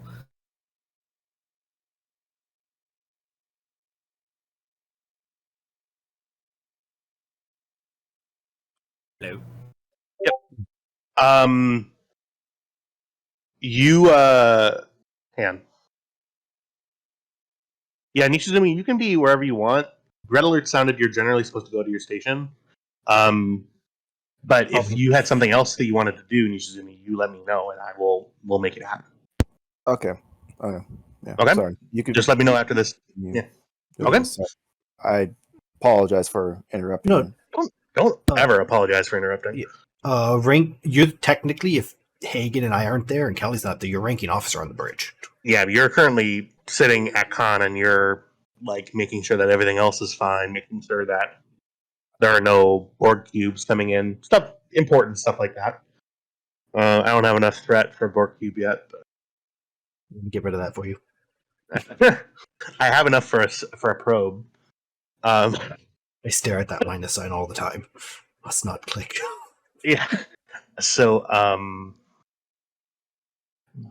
you spend the time, and after about an hour of some pretty gross surgery, I mean, you've been a doctor for a little bit. Burns are always difficult. Oh, yeah, I've got to... So, the bad thing with a burn is that you've got to debride all of the tissue. Once you've debrided it, you've got to clean it, make sure that it's sterile. And I start the dermal regeneration process. It's not so much that it's hard, but that it takes forever to treat a burn. 24th century, bust out the cheese grate and the dermal regenerator, call it a day. Love it, love it, love it, love it. After about an hour, Edwards, you sort of come back to consciousness. You feel you can't see out of your left eye. You realize.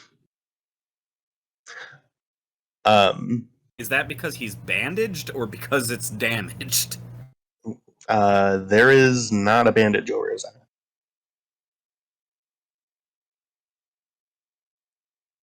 Edwards, you come too. And I take out a little pin light.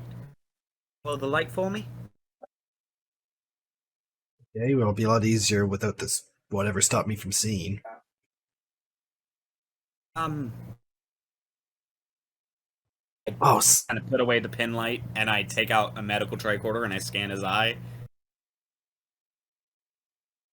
The commander's eye, the retina, the cornea, and the optic nerve were all contaminated by the organic substance. And it's gonna take extensive surgery to fix. Like, we're talking microsurgery that takes a long time, even 24th century, to maintain the integrity of the eye. Okay, so good news and bad news. Good news is we've stopped the worst of the burn damage. Bad news is we're going to need to prep you for another surgery. How long is that going to take? I wouldn't expect to be on the bridge for the next. Okay, that's not going to fly. Sorrel, can you give us the room? And I know you've been holding out on pain meds, but now is not the time, buddy. You know that Hagen, you and Sorrel exchange a look. You've maxed him out. you can't. I mean, you could give him more, but it could cause damage. You're on the maximum amount of painkillers. Okay. Alright then. Thanks for trying. Anyway, Sorrel, the room, please. Sorrel looks up at Hagen. Just go to my office. He's not going anywhere. Okay. Sorrel nods and goes to the office. How long was I out? And I understand that this is a difficult proposition for you. You are not leaving this bed. How long was I out? A few minutes. About an hour, actually. But So I have a theory as a player, but I'm wondering if Edwards would have this theory. Commander, what I'm about to say stays between us. I think someone is trying to kill me.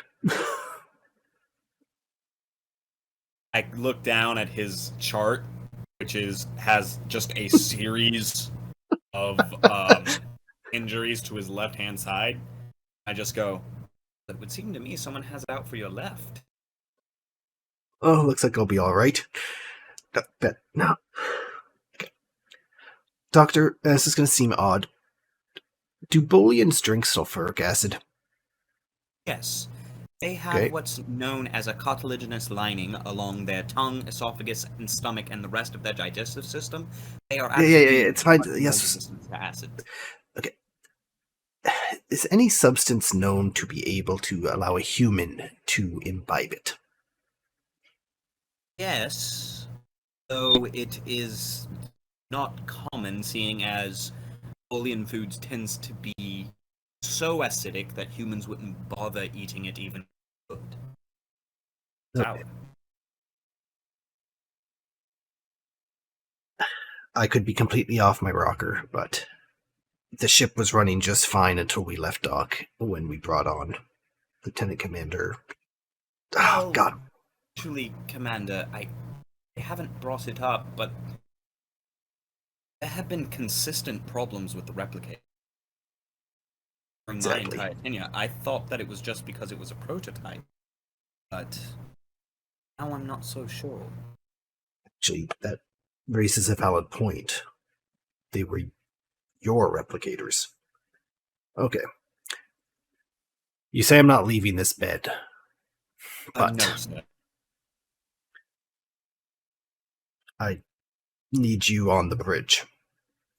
And I will be on the bridge as soon as I am certain that you are going to be able to see out of your left. And how long is that going to take? Hours. Hours. Yes. And Commander Kelly is perfectly capable of keeping the ship from exploding while we take care of this. Fine. You promise me if the red alert sounds, you leave me here and Red you go alert to the sounded bridge. already because You know what I something mean. exploded. You Yes. won't give me enough pain. You know what I mean. If it comes down to an emergency, I will make sure that everything is all right. But right now, you are the priority. So, can I take out the anesthetizine? Good night, Commander. And knock him out. I'm gonna. Yeah. I'd like to start prepping for surgery. Okay. I'm gonna need you to make a reason medicine. Difficulty of 3 as you begin surgery. In that case, I'm gonna spend a lot because I can.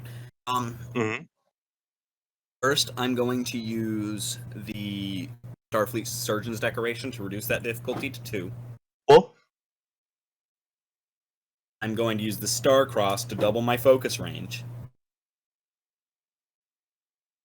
I'm going to use the focus of surgery as the focus for this. Okay. And I'm going to give you a threat to get a dice. Cool.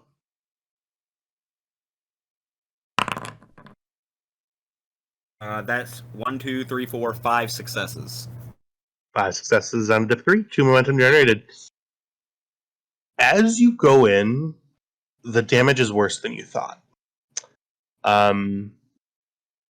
You're looking, if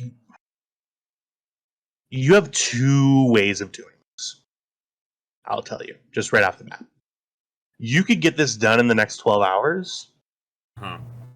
The risk of medical complication, the risk of him not regaining vision, the risk of stroke, a bunch of these risks, super, super high due to the very recent contamination of the area, based on how friable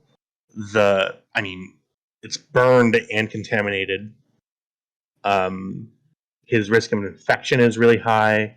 He has this is going to be microsurgery to the umpteenth degree. You have to manually go through and fix And in that each. case, Yeah. Let me just tell you the other way. okay. You can. It's going to be a very high difficulty, very high complication rate to get him up and ready now. However, if you would like, you may take its several smaller surgeries. One is repairing the burn damage. One is remaking a cornea. One is reattaching his optic nerve. One is making sure, you know what I mean? Right. There is a third option. You can fit him with a cybernetic eye. I believe there's a fourth. Okay? I have medical nanites. Oh shit. Yeah, we made those. That was They're during. specifically made to do exactly this. Microsurgery. I will say right now, and I will spend threat just to make it all above board. You are in order to do the quick version of this, Uh-huh. nanites are what you're going to be using. Okay. Can I know not the only- difficulty of the task before I decide? It's going to be an extended task, and it's Mhm. going to be a doozy.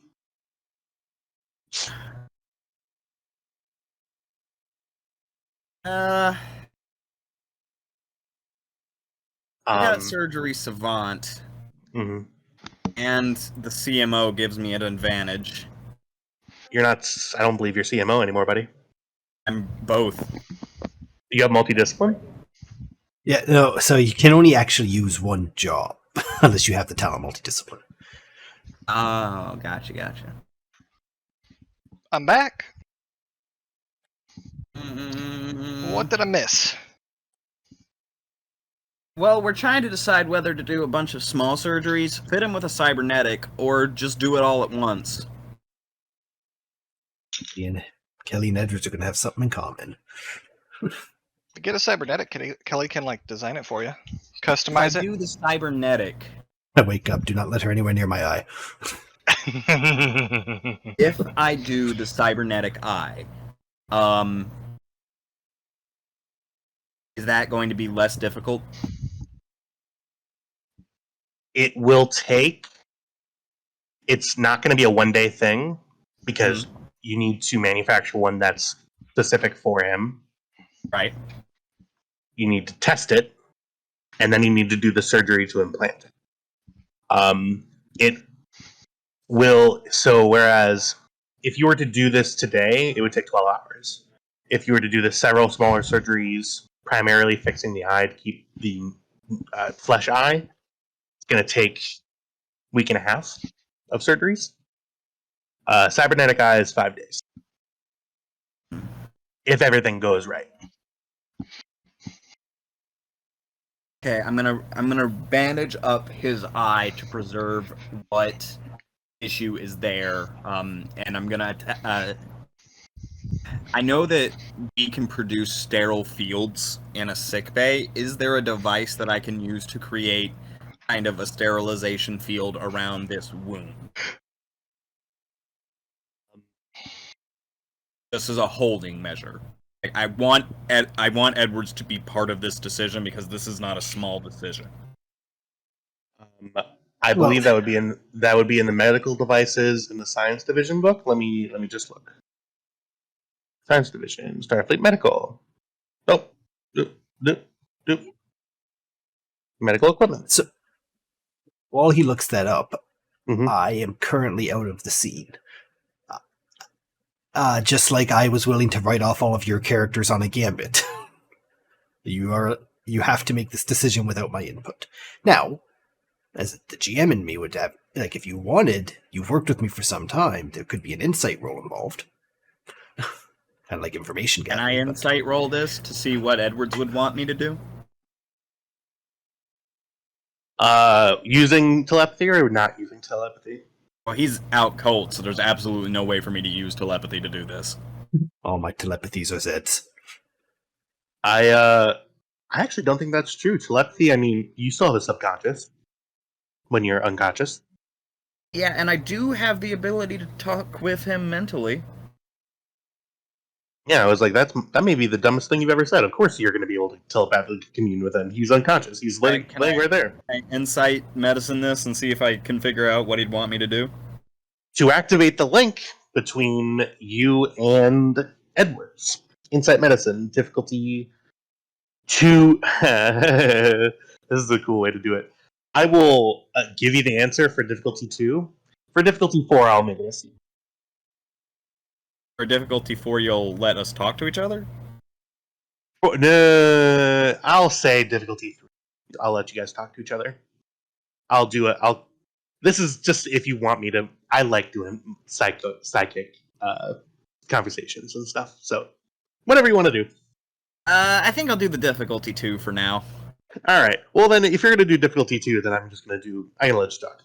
That's just me just trying to get threat. Sorry. But okay. 1 momentum for the extra dice. Telepathic prowess is a focus. Okay. Should have done the death 4. Okay. 2 momentum generated. Sorry, just 1 second. Sorry, I'm chatting with someone.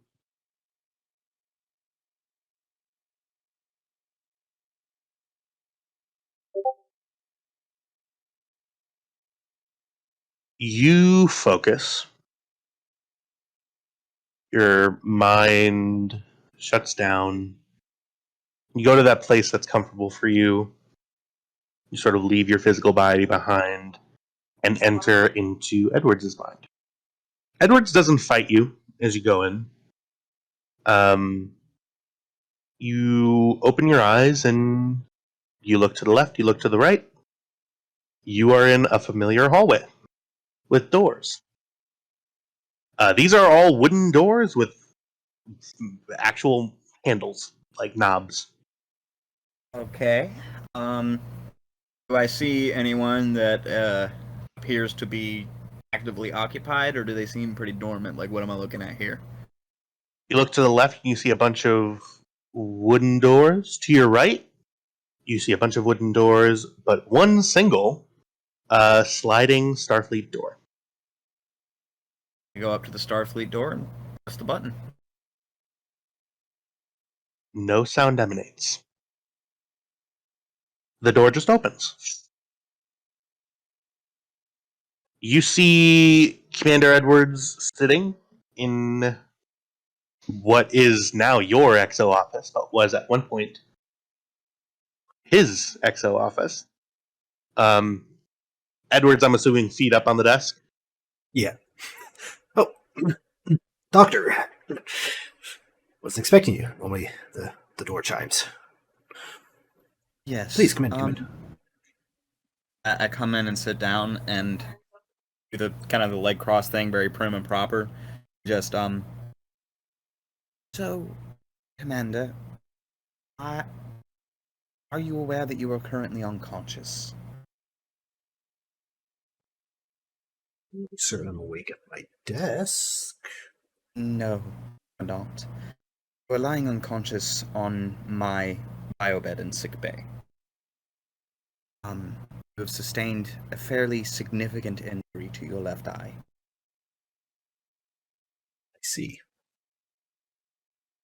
Edwards, I fitness medicine, difficulty 1.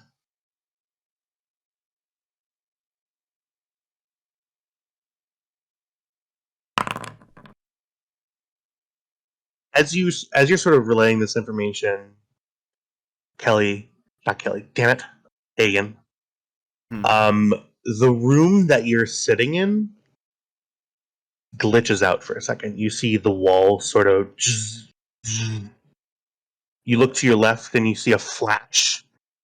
You see when you walked in, you caught a glimpse of a replicator. You now see a hole in the wall with wires, fire hanging out of it. After a moment, the room returns to normal. The hole fades, and you see a replicator. I find myself in the unenviable position of making a decision. So I intend to ask you. Do you want to save your eye, or would you rather a cybernetic replacement? Stare off for a second. Is the ship in imminent danger? Not that I'm aware of. There was some form of programming error that caused an explosion in a replicator. I'm sure Captain Lee has it under control. You're the captain, sir. Fitness medicine difficulty 3. Oh no.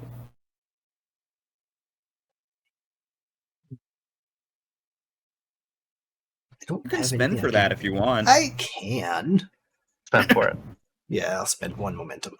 Oh, wait. Yeah, no, I don't have bold fitness. Bold fitness would be nice. The wall behind Edwards falls down as if it was a background wall on in a stage play. It goes Cardboard cutout, yeah. The wall to your right. You see space with stars twinkling. Interesting.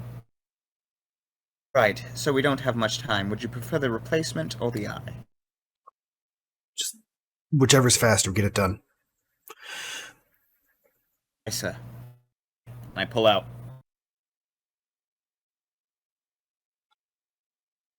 You, as you stand up and turn around, you see Captain Lee standing there.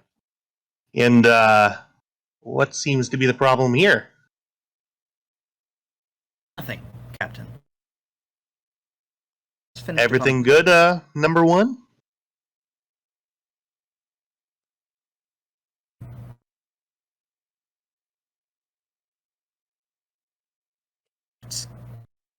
Oh, is he talking to me? Sorry. Yeah. Yeah. Yeah, Captain. Just minor surgery. You know how I do. But no. You see his voice changes. How are you? Really? You can talk to me. What is this? Insight check this. What is this?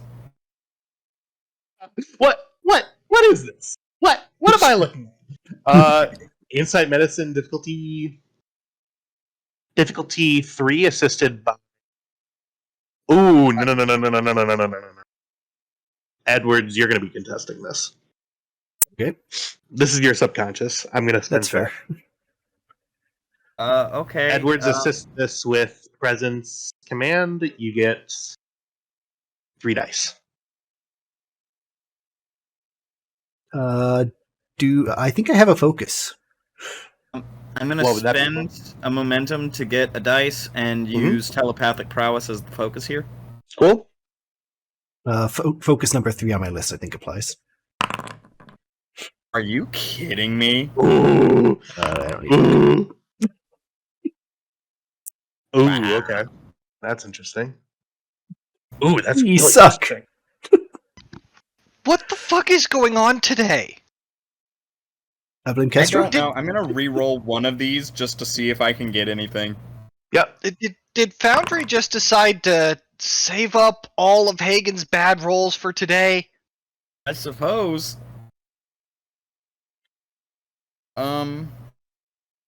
Hagen,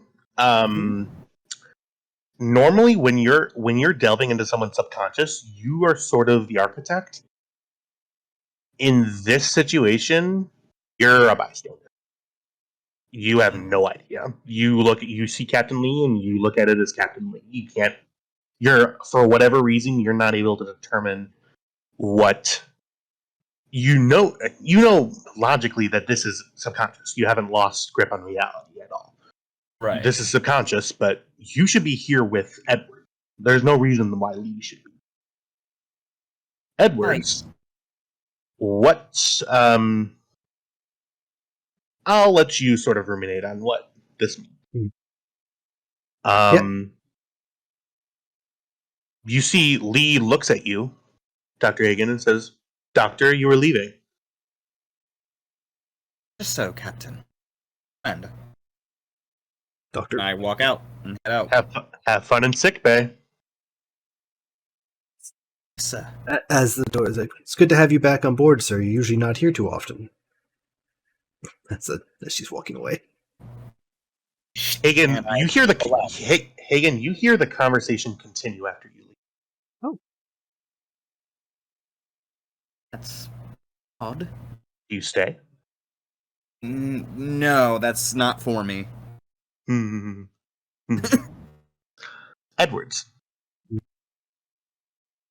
Captain Lee, are you standing? Are you sitting? I would have stood up as he walked in.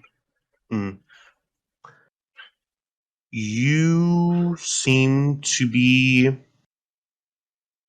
not at your best, Edwards.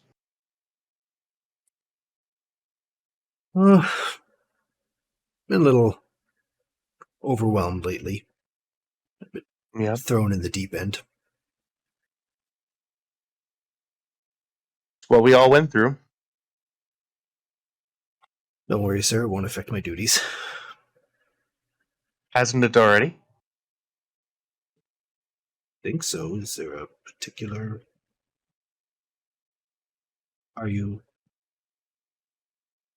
Is there something I should be aware of, sir? No, there's nothing that I can make you aware of that you're not already aware of. Okay. Thank you for this chat. I assume you'll be sticking around for a while this time? Yeah, I figured somebody needs to take command for once. And he turns around, walks out the door. And with that, the door, after he walks through it, the door falls. Coffee black. The last wall. And you're stuck sitting in a comfortable chair in a void. Back to reality. Hagen. That was fun. You are... You feel unsettled as you sort of feel feet plant on the ground. You see Edward's face is relaxed. Scarred, but relaxed. For surgery, Sorrel. What should I be prepping for? Are we doing the... 12-hour reparation surgery, sir. Sorrel steps out and says, Doctor? He wants us to save his eye? Do it quickly. All right. You jump into surgery. I was not fucking around about what this extended task is going to be. Yeah. But one moment, please.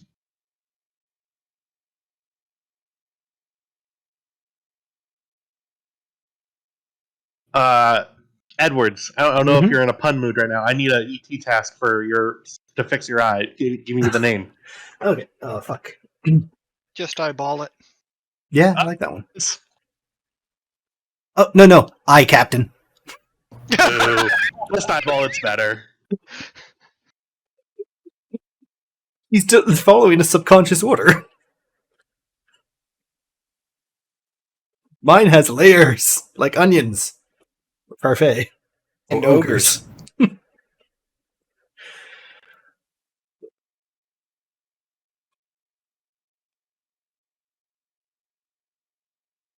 Dr. Hagen, Yes.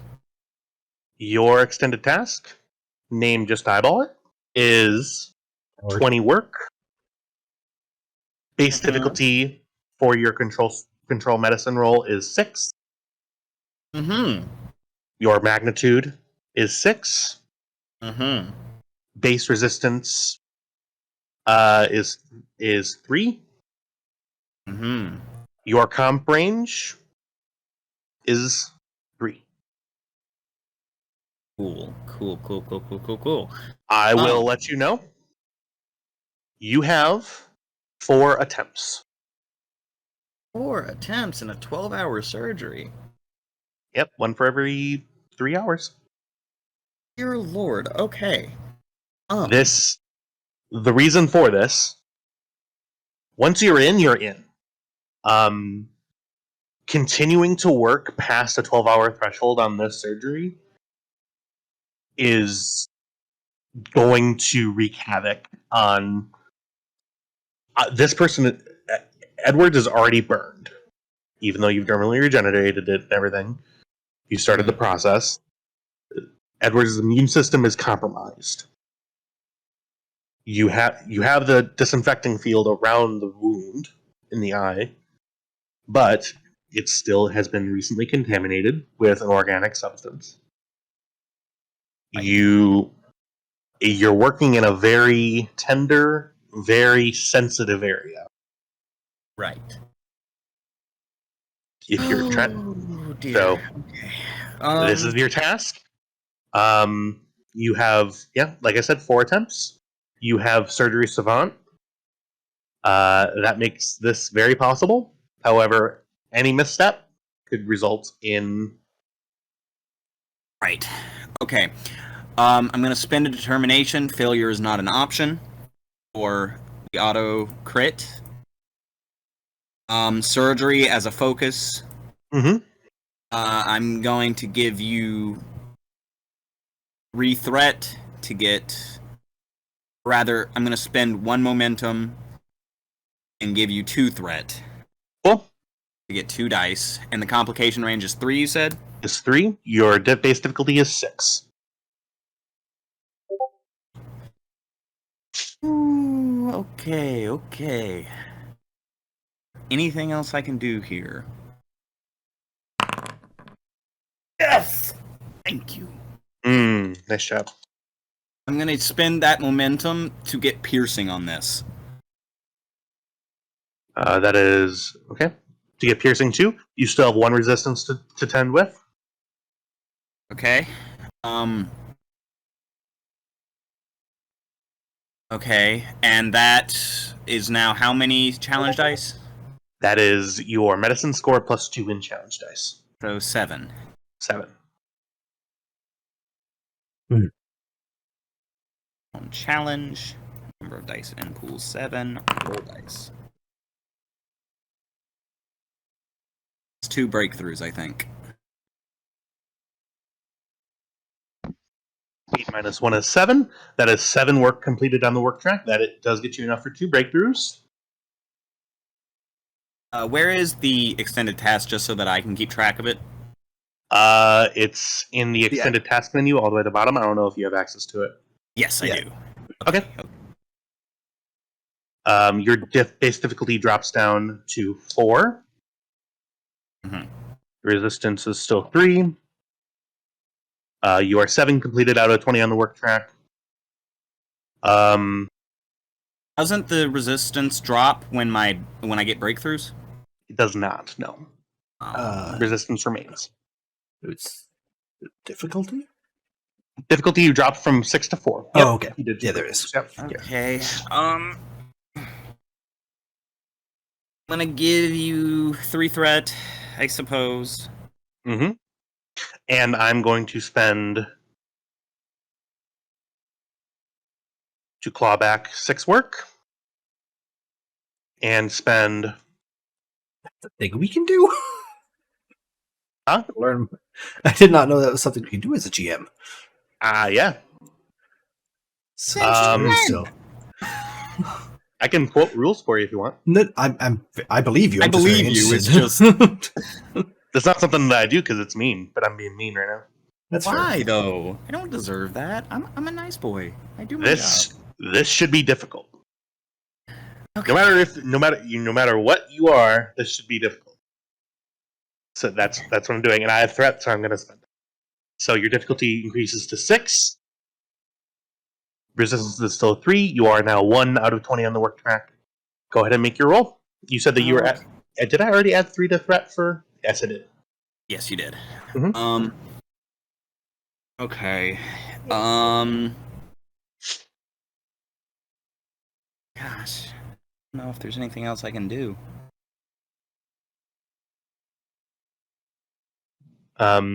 Just letting you know, I think you're currently rolling 4 dice. Your difficulty is 6. Yep, Just I'm making aware. sure you're just confirming. Yep. Okay.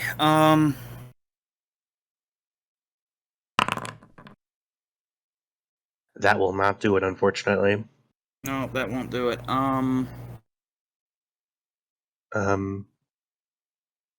For Nope. that, I don't have anything unless I can challenge. Failure is not an option, but I don't really think that would. Wasn't the difficulty 3? difficulty was reduced to 4, and then I spent threat to reduce it increase it up to 6. Oh, okay. Yep. So that is a failure. You have spent one of your intervals. You are now 2 out of 4 tries for the attempts.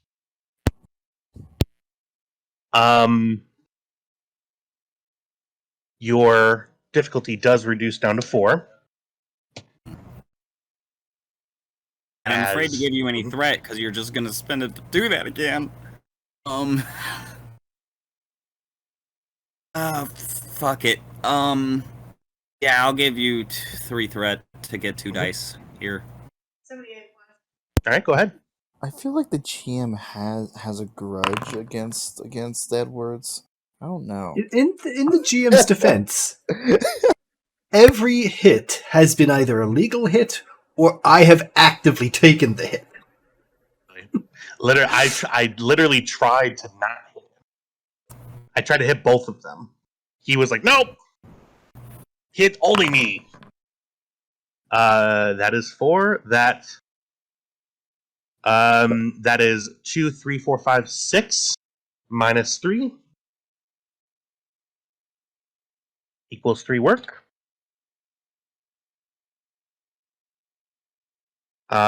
You do 4 work on the work track. You are now 3 out of 4 attempts remaining. Dear Lord.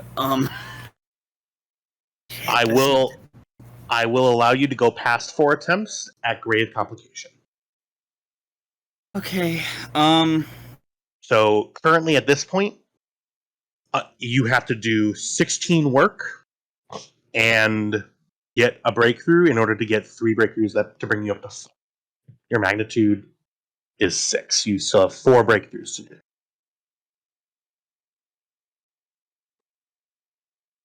Dear Lord. Shit. I don't think I can. I don't think it's physically possible for me to do this. You have any values you can challenge? Failure is not an option is the only one that I can challenge here. Wouldn't that imply that failure is totally an option and you're just fine with that? Well, that's There, you I challenge. don't need to succeed all the way. What I do need to do is make sure this man can see. I will help you out here, but I will require a roll to help you out. Okay, what's the roll here? Insight, no. Reason, medicine. I'll say difficulty 3. Okay, I'll give you a dice, I guess. Would any of my focuses apply? I'd let your surgery focus apply here. It pertains to the surgery. Okay, I'll give you a threat for a dice. Are you fucking kidding me? Ooh. Ooh. Nice dear lord. Do you have the determination to spend or any? No, I just spent it. Because I thought, oh yeah, if I can get a lot of the work out quickly, and then he was like, actually, I just undo all of your work. Do you have any eat shit. milestones? I do technically have a milestone from citing failure is not an option. You don't get that until the end of the mission. Unless you have another one saved. I would allow you to succeed at cost.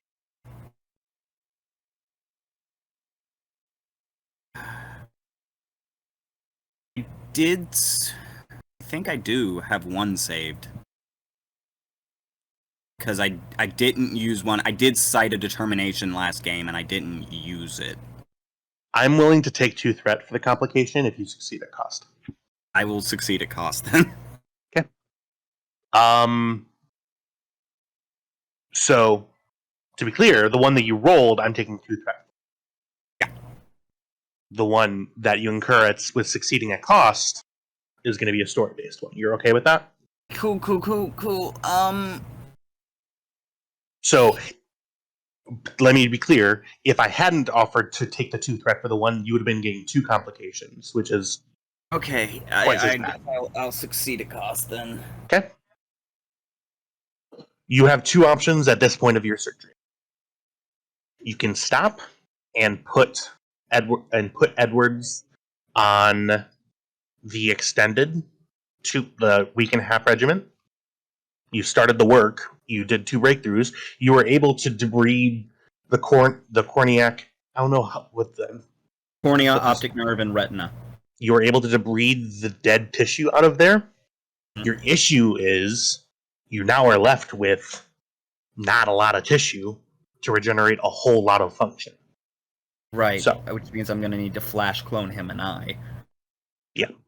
So, your 2 options: put him on the extended, or you can. Right now, basically, at this point, surgery is impossible. To do this today, not possible. That's your complication. Right now, with the amount of time that you have left, you're going to be leaving him without sight. All right.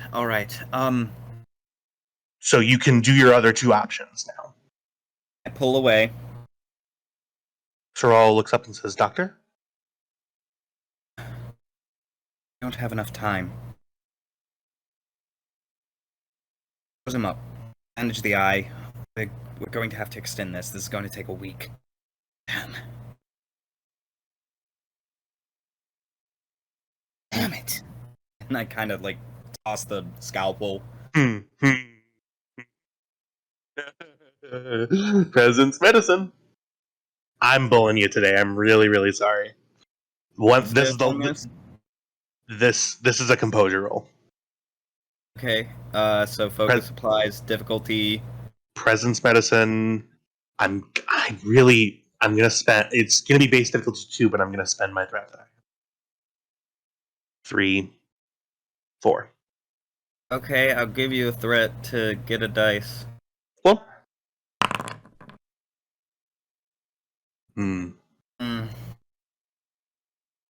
You feel that you're about to.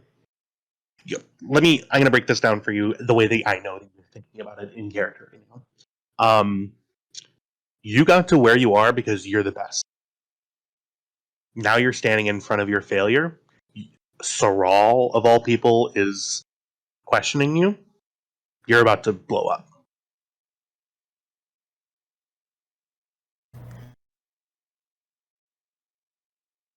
I reach over for a hyper spray, and I. Oh, one second here.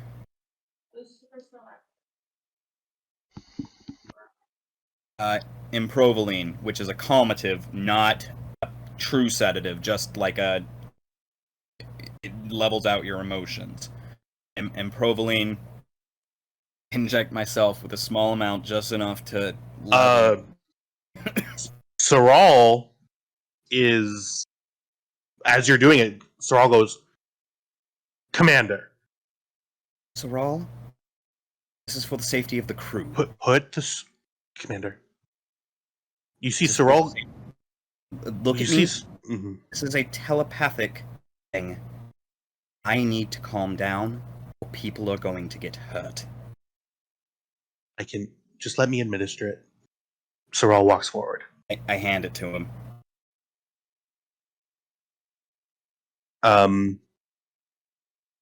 As he starts putting the syringe up, you feel your hand start to tense, and you feel all your muscles clench. You feel walls are coming down. Your training out the window.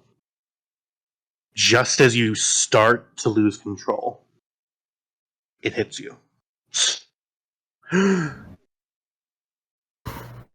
Calm, green pastures. A horse gallops. You're a little high. I'll say that. Thank you, Saral. That would have been very bad. Would have been very bad.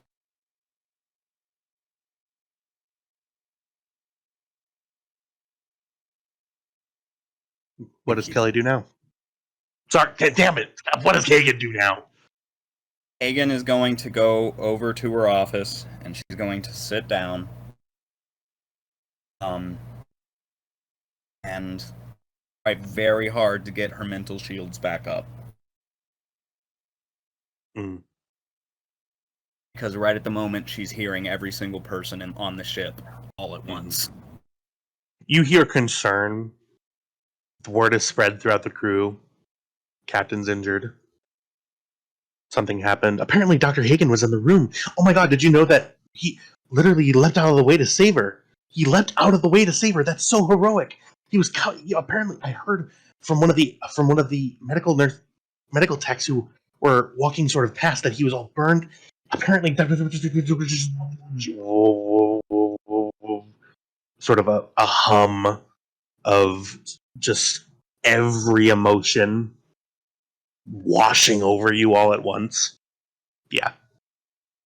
Not a fun time for a telepath. No, especially not one with her condition. Mm-hmm. And with that, we're gonna. I don't have a minute to take. We're gonna change scenes. Yeah, Edwards is at full health. No. Well, actually, you're back at your full stress, but you're still unconscious. Yeah. Nishizumi, was there anything else that you wanted to do? Sorry, we've been dealing with the surgery thing for a while. What was the thing that you wanted to do on the bridge? Hello? Nish? Sheesh. Oh. Sad. Very sad. Oh, okay. Nish, you're muted. I can't hear you. Oh, okay. Engineering until he gets back. Yeah. Over to Dr. Hagen. God damn it. Over to Kelly. Engineering. Change your fucking name. Scene. I'm sorry, what's up? Oh, there he's back. Oh, God damn it. Oh, you want me? Okay, I'm Yeah. sorry. I thought you guys were still doing surgery, so I was just remaining quiet. No, we said your name a bunch of times, buddy. I'm sorry. It's okay. No, I was just making. I was just probably had my headphones off. So That's okay. That's fine, buddy. I'm here. Let me. Don't Oh, delete He the strike really off. is the ranked on the. Oh my god. Yeah. That would basically make me the acting first officer at the moment. if the captain's out of commission. Yes, it would too. That's so funny. Not So, funny. It's serious, but Everything's coming up, Edwards. Everything's going exactly the way I planned. Just according to Keikaku. all right. oh my god. My vengeance and Mike- Ishizumiya's field promotions. Status report. I need to know what happened on the ship because I'm not seeing anything out there. You see, Lieutenant Dune looks up and says, "Lieutenant, we've been looking back at the computer logs. There's no reason why that should have been failing. There must have been that power surge. It's an anomalous power reading, but we're working on it. Okay. Me and Lieutenant Commander Creighton and I are coordinating with Commander Kelly, and making sure that everything else appears to be in completely working order. I want you to investigate possible sabotage. Also, make sure that our new guest stays away from that area. I have a feeling that I should not trust that woman. And besides, she's new to the ship. Have a security team make sure that area is locked down. And I want you to get your best investigator to investigate this. The bridge sort of takes in what you say, Nisuzumi. Lieutenant Mitchell spins in her chair and says, "Yes, Lieutenant. Zeg." Be right back. Okay. Zeg sort of steps around his console and says, "Well, Lieutenant, I will coordinate security staff to secure the affected areas. Dune, I'm sure, is going to be coordinating from here. Kelly and Lieutenant Commander Creighton are currently. I'm sorry, Lieutenant Nishizumi. Exactly what makes you think that Lieutenant Commander Creighton is a saboteur?" I'm not. Okay, you. I apologize. I am probably saying this wrong. Because she is new here, and I am not accusing her of sabotage. Okay. Okay, I am just trying to take precautions to investigate every possible matter. I mean, who knows? I could be the saboteur. I mean, anyone here could be the saboteur. I'm not accusing anyone. Okay. I see. But because she is new, I have to take precautions. But of course, though, I am not trying to accuse her. Out of character. Okay. Yeah. Okay. So yeah. Sorry. I'm not trying to accuse anyone of this. It's just kind of like investigating. When it comes to investigation, you kind of have to turn every rock. You can't just. I'm not trying to accuse her. No, roll with the punches for me. I'm acting in character too, so it's not me stepping in as an NPC with Zeg coming in. I'm acting as Zeg, and Zeg is out of character. Zeg is thinking, "Oh, well, the lieutenant may have a reason. I need to ask for that reason." Okay. As acting director of security. Oh, okay. So, Acting Yeah. chief. Okay. I might have said it wrong. I was not. No, you didn't Fine. say it wrong at all. You were yeah, exactly. You're Lieutenant Nishizumi sitting on the bridge in command of the ship. Yeah, You're I doing wasn't great. I wasn't trying to accuse her specifically. Okay. Just trying to investigate what happened. Okay. It could Lewis very well commented- be sabotage, but Yeah. and she could very well be involved. I have no idea, but I'm not accusing her because she is innocent until proven guilty. So see. Lowest common denominator. What's different now?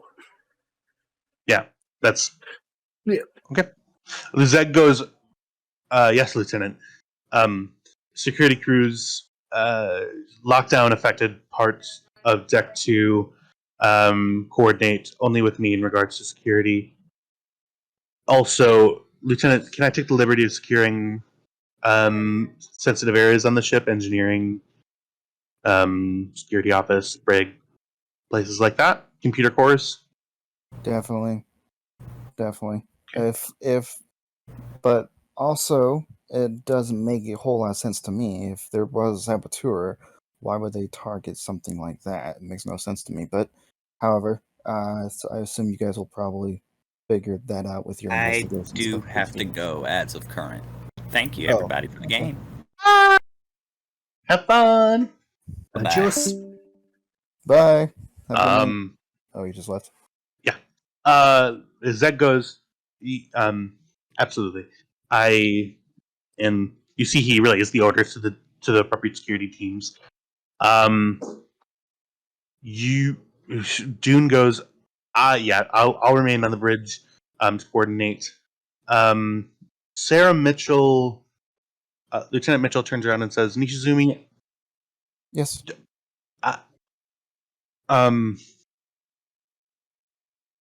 yeah, and Go ahead. disregard, and spins back around in her chair. Was there something wrong? Lieutenant? No, Lieutenant.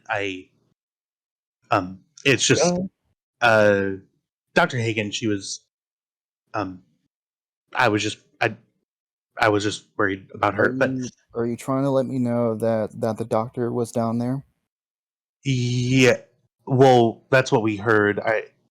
It's in the Exos quarters, so I figured that she would be involved. She would be in the room somehow. I was just, I'm gonna go ahead and go up to her, just trying to like reassure her.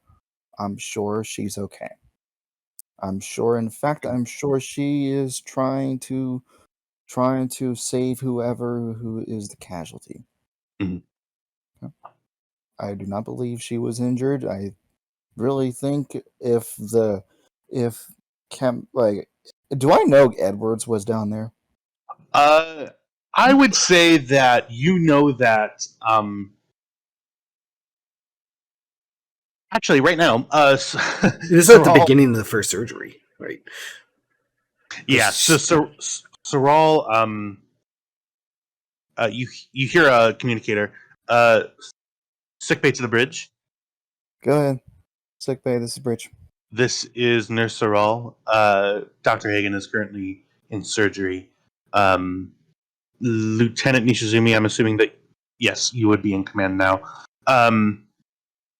To make you aware, Commander Edwards is currently in surgery.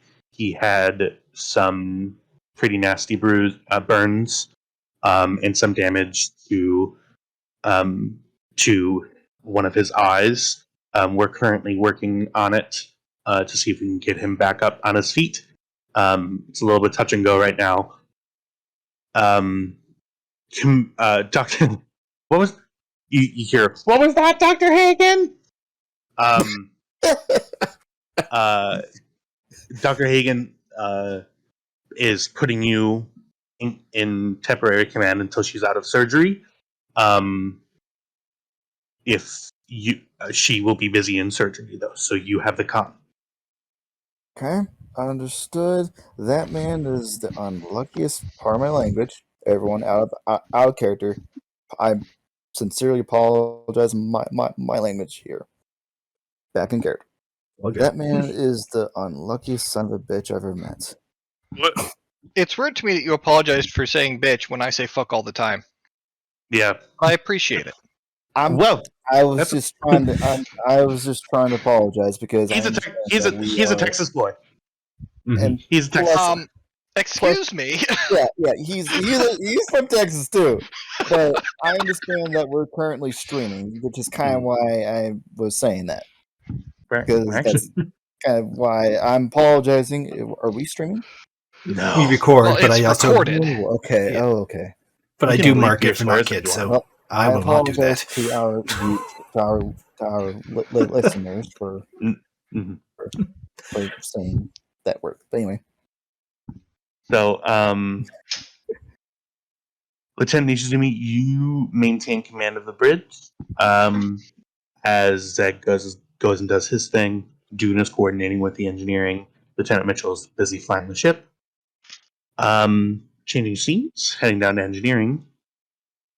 Grisk is pulling up the Edwards injury pool to see who got replicator explosion. Nobody thought of that one, unfortunately. The pot grows. Commander Kelly, we're going to say that I wish that this was flipped so I could see the main engineering bay over here, but we're going to say you're going to be right there. Okay.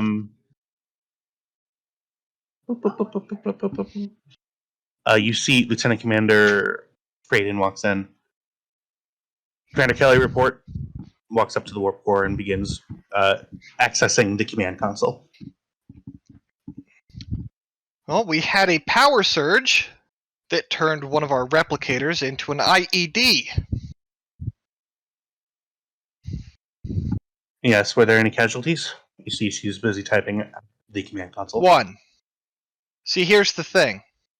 Plasma explosion on its own wouldn't have done what happened. But it replicated something to use as shrapnel.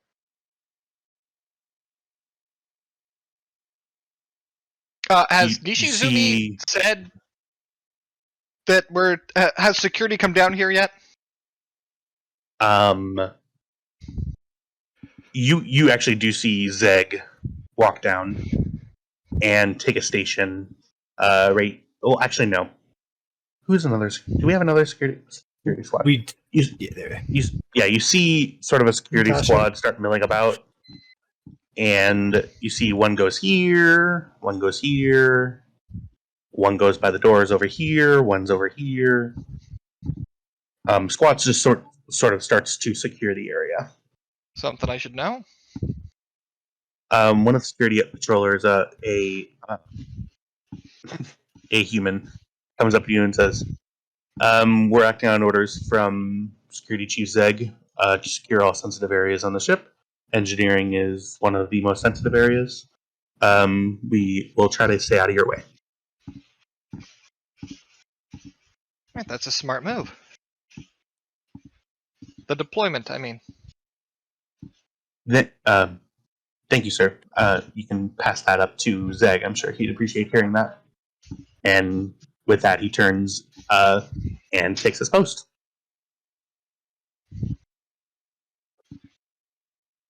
Yeah, Nishizumi, if you didn't say it, I was gonna. Oh, no worries. Yeah, I was gonna do that because I was like, you know what? I've been through a situation like this before, where like in our Enterprise game, a torpedo just exploded, and I was the chief tactical officer, so I was the first person to be investigated. I'm sitting here like, yeah. So, replicator explodes, nearly takes out both our senior officers. Coincidence? I think not. That's pretty much exactly what I was thinking myself. But of course, though, in that Enterprise game, none of you guys were in that one, in fairness. So, but I was just having flashback moments to that moment. Okay, so the first thing Kelly wants to do is trace that power spike. She wants to know where that power came from and why it was set where it was. Okay. Go ahead and give me control engineering difficulty 2. Okay. Difficulties do go that low.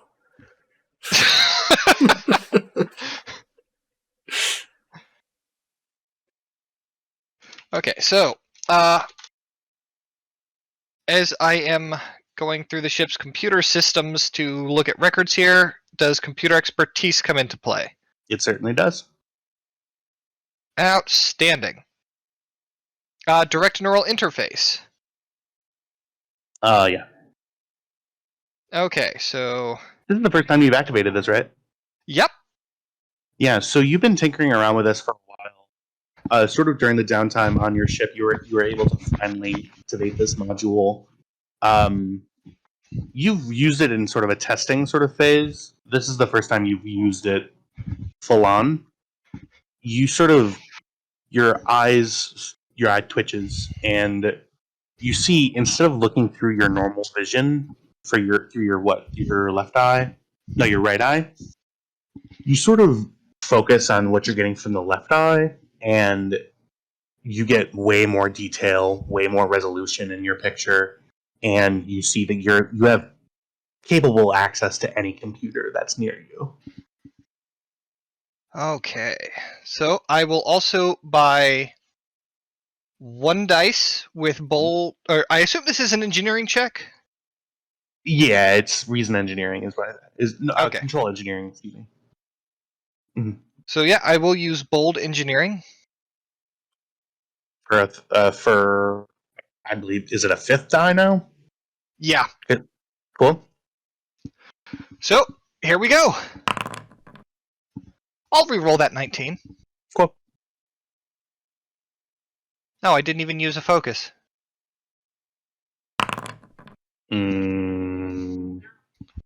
Oh well. What?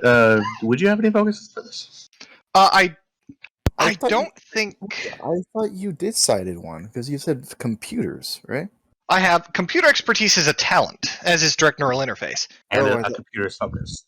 Yeah, I do have a computer's focus. If that applies, then that would add 3 more successes. Yeah, you're scary. A little Mhm. bit. You're capped at momentum.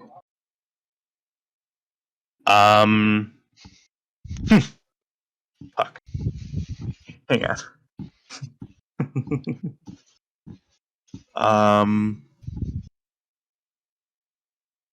Okay. You have traced the source of the power surge. It appears to have been a overcorrection that was triggered by the computer through a 2 or 3% power loss in that system. There was a shift in. Nope, that's all I'll say. Okay. In that case, I will spend 1 momentum to buy information. Make you finish that sentence.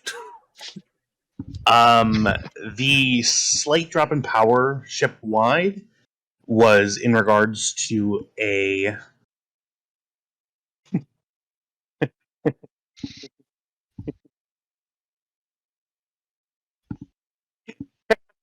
Yeah, Edwards, definitely. The slight drop in power ship-wide in regards to like secondary systems, power throughout the station stayed pretty much the same. There's a slight fluctuation due to some turbulence, some subspace turbulence that affected the warp field. There was a slight correction in that that needed a little bit more power, and that was what caused the disruption. Okay.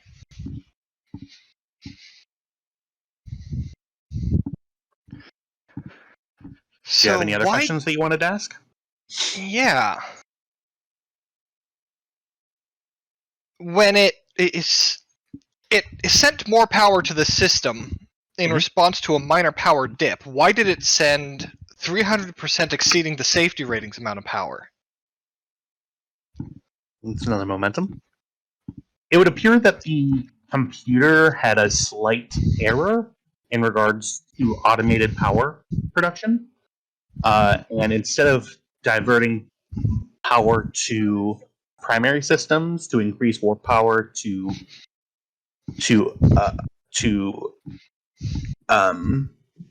accommodate the new, slightly different matrix in the warp field, it was an accidental diversion to a specific EPS conduit, and that EPS conduit happened to have been the one in the Exos cores. Okay. Where did the command to replicate come from? I'll give you that for free. There was no command to replicate. The reason why the gel shot out is because all of the replicated material has to come from something that's organic. So there's an organic base component that is used in every is used in the replication process to be able to make organic material that's consumable. That's how replicators work. Okay. Oh, I just consume. I actually. Aren't there like big ass tanks in the ship full of that shit? There are surplus. Yeah, replicator matter reserves. Yeah.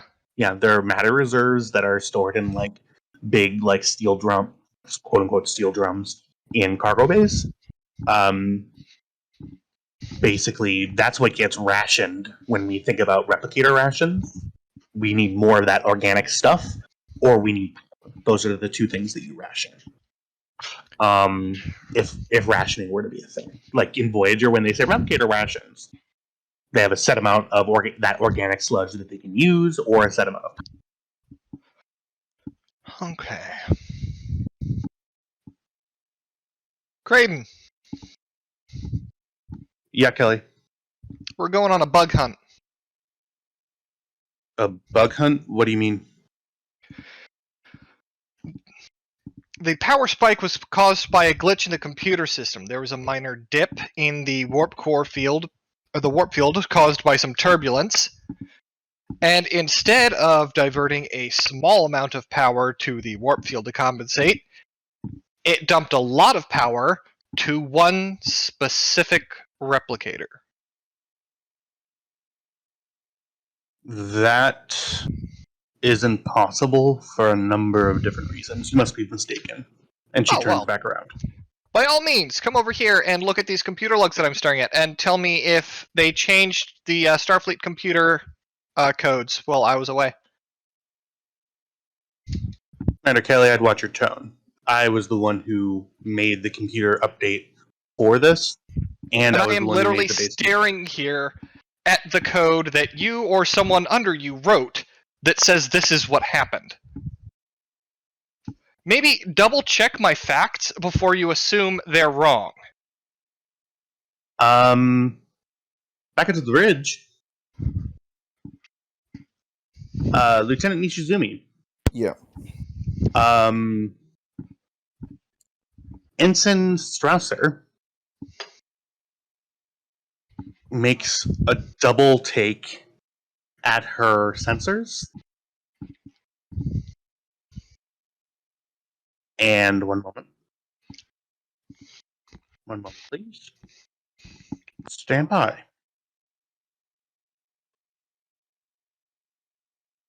Sir, we're detecting a gravitational anomaly directly ahead. I recommend we change course. Definitely. Helm, change course immediately. Aye, sir. Turning port, heading 195.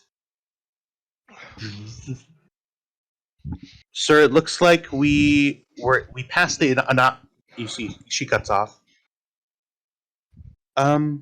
Apologies, sir. That must have been an error in. Oh, okay.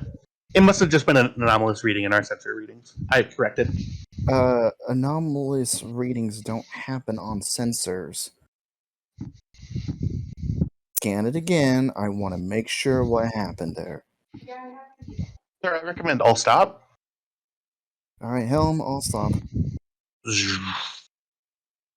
Everybody on the ship feels the ship fall out of warp. Commander, I'm sensing. Sorry, Lieutenant, I'm sensing a. There appears to be a Verteron and Chronoton anomaly directly to port, 5 million kilometers off of port bow. Okay, It looks like a wormhole, sir. Oh, okay. Okay, yes. Out of character. I'm sorry. I was just about to ask, well, I'm sorry. What is a graviton and stuff? What you just mentioned? What is that exactly? Verteron.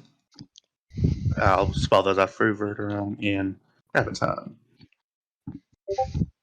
And excuse me, Chronoton is what I said. Chronoton. Okay. A Verteron field is in regards to space-time being affected in some way.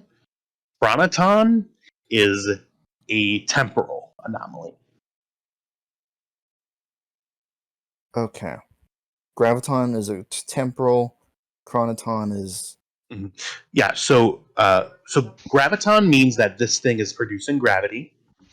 Yeah, so when I said it's a wormhole, wormholes produce gravity. Verteron confirms that it's a wormhole and is a hole in space time. Chronoton means that it is a temporal anomaly. It means that it has to do with the time continuum. okay. Mhm. All right. Are our shields up? Because we're at red alert, so I would assume our shields are already up and weapons are already online. Yes. There was no contrary order given. I'm assuming we're running at red alert, and I'm assuming that shields are up, weapons are charged, Okay. unless otherwise told. Okay. I'm going to go ahead and get ourselves in a defensive position just in case.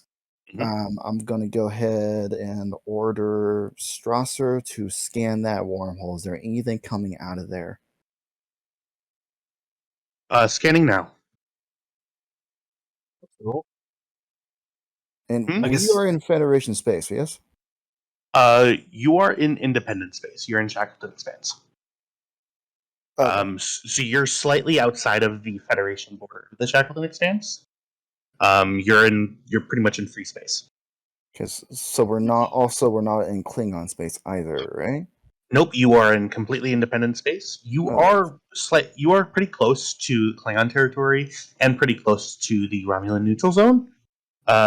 You're in the same sector. Those two things intersect in this sector. You're on the far side of the sector away from those, though. But you are still in free space fully.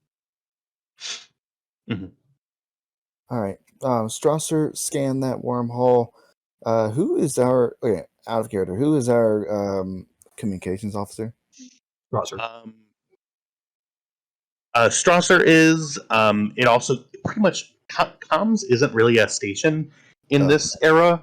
Anybody has access to comms. There just needs to be someone who's like, I'll answer it. You know what I mean? Okay. Like you could answer a hail if you wanted to with your little C instruction. All right then. All right. Okay. Scan that wormhole and contact the Starbase Fortitude. Let them know what we have found. We found a wormhole, and we're picking up Verteron and Chronoton readings. I sir. You see Zed goes. I'll go ahead and I'll make Admiral Yannick and Star Deep Space Fortitude known.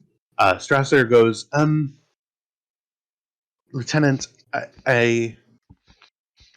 You see, Lieutenant Strasser is like shaking her head and not saying anything. Say something. It's gone. What? What? The wormhole is gone. Lieutenant, I assure you, the wormhole was 10 million kilometers. We turned to face it as you ordered. It was 10 million kilometers away, directly ahead. I don't understand. It's gone. Do I see it in front of me? You do not see it in front of you. Okay. I'm sorry. I'm trying to think. What is that? Okay. I'm trying to think what out of character because I'm not a whole lot well versed into the tech stuff about Star Trek. I mean, I love Star Trek, but I'm not well versed in the tech stuff. You're okay. So, You ask me whatever you want to do out of character. That's totally fine. What can I do to is there anything I can do with the deflector dish to try to like emit some kind of pulse to try to like better get better readings or on actually, you know what? No. We got probes, do we? Yeah, you have Butch probes. We got Okay. probes for days. All right, let's send a probe out there to investigate it. And I also want weapons on standby. That goes weapons on standby, sir. I did send a hail to Deep Space Fortitude. I wasn't getting a response. Okay, we're probably being jammed then. Sir, commencing launch sequence for the probe in 3, 2, 1, and whoa! You see a Class 8 probe load out in front. You see telemetry pop up on a HUD on the view screen. 1 million, 2 million away, 3 million away. Zzz.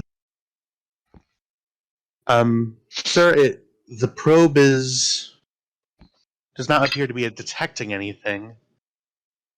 I don't understand, sir. There's nothing here. We're just in the middle of space. Computer or not computer. Where is our current position, Helm?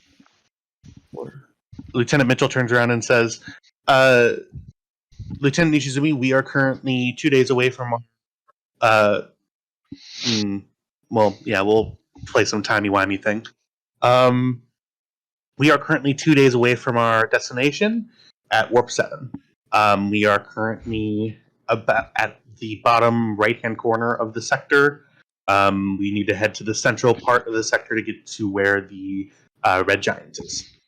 It's the bottom right-hand corner. Very excellent directions in space. We all know space is only 14 miles wide. I'm sorry, I had to. No. I don't have spatial coordinates for him. I'm really sorry. She No. does tell you in character spatial coordinates. Yes. Yeah. Yeah, so my character knows the spatial coordinates now. Mhm. All right. Very well, then. And You see, Lieutenant Ensign Strasher interrupts you. Sir, we have incoming. what is it? I'm counting 1. Oh my god. 5, 6. Sir, we have a dozen Romulan Dideridex class warbirds warping in to our current location. Get us out of here. Helm, get us out of here immediately. Take us back to the starbase. Lieutenant Mitchell turns around and goes, "Sir, the comm control isn't responding." Lieutenant Mizuzumi, behind you, doors start opening, doors start closing. Power begins dropping and coming back on, dropping, coming back on. The console behind you that's currently unmanned explodes. And Lieutenant Nishizumi, at your officially, I believe, your first command of the USS Guan, you are currently being intercepted by a squadron of Romulan Dideridex class warbirds. Your ship is acting on its own accord. You are surrounded by a novice crew. Your entire senior staff is in different places. It's you versus the galaxy. And with that, we'll end our session right there.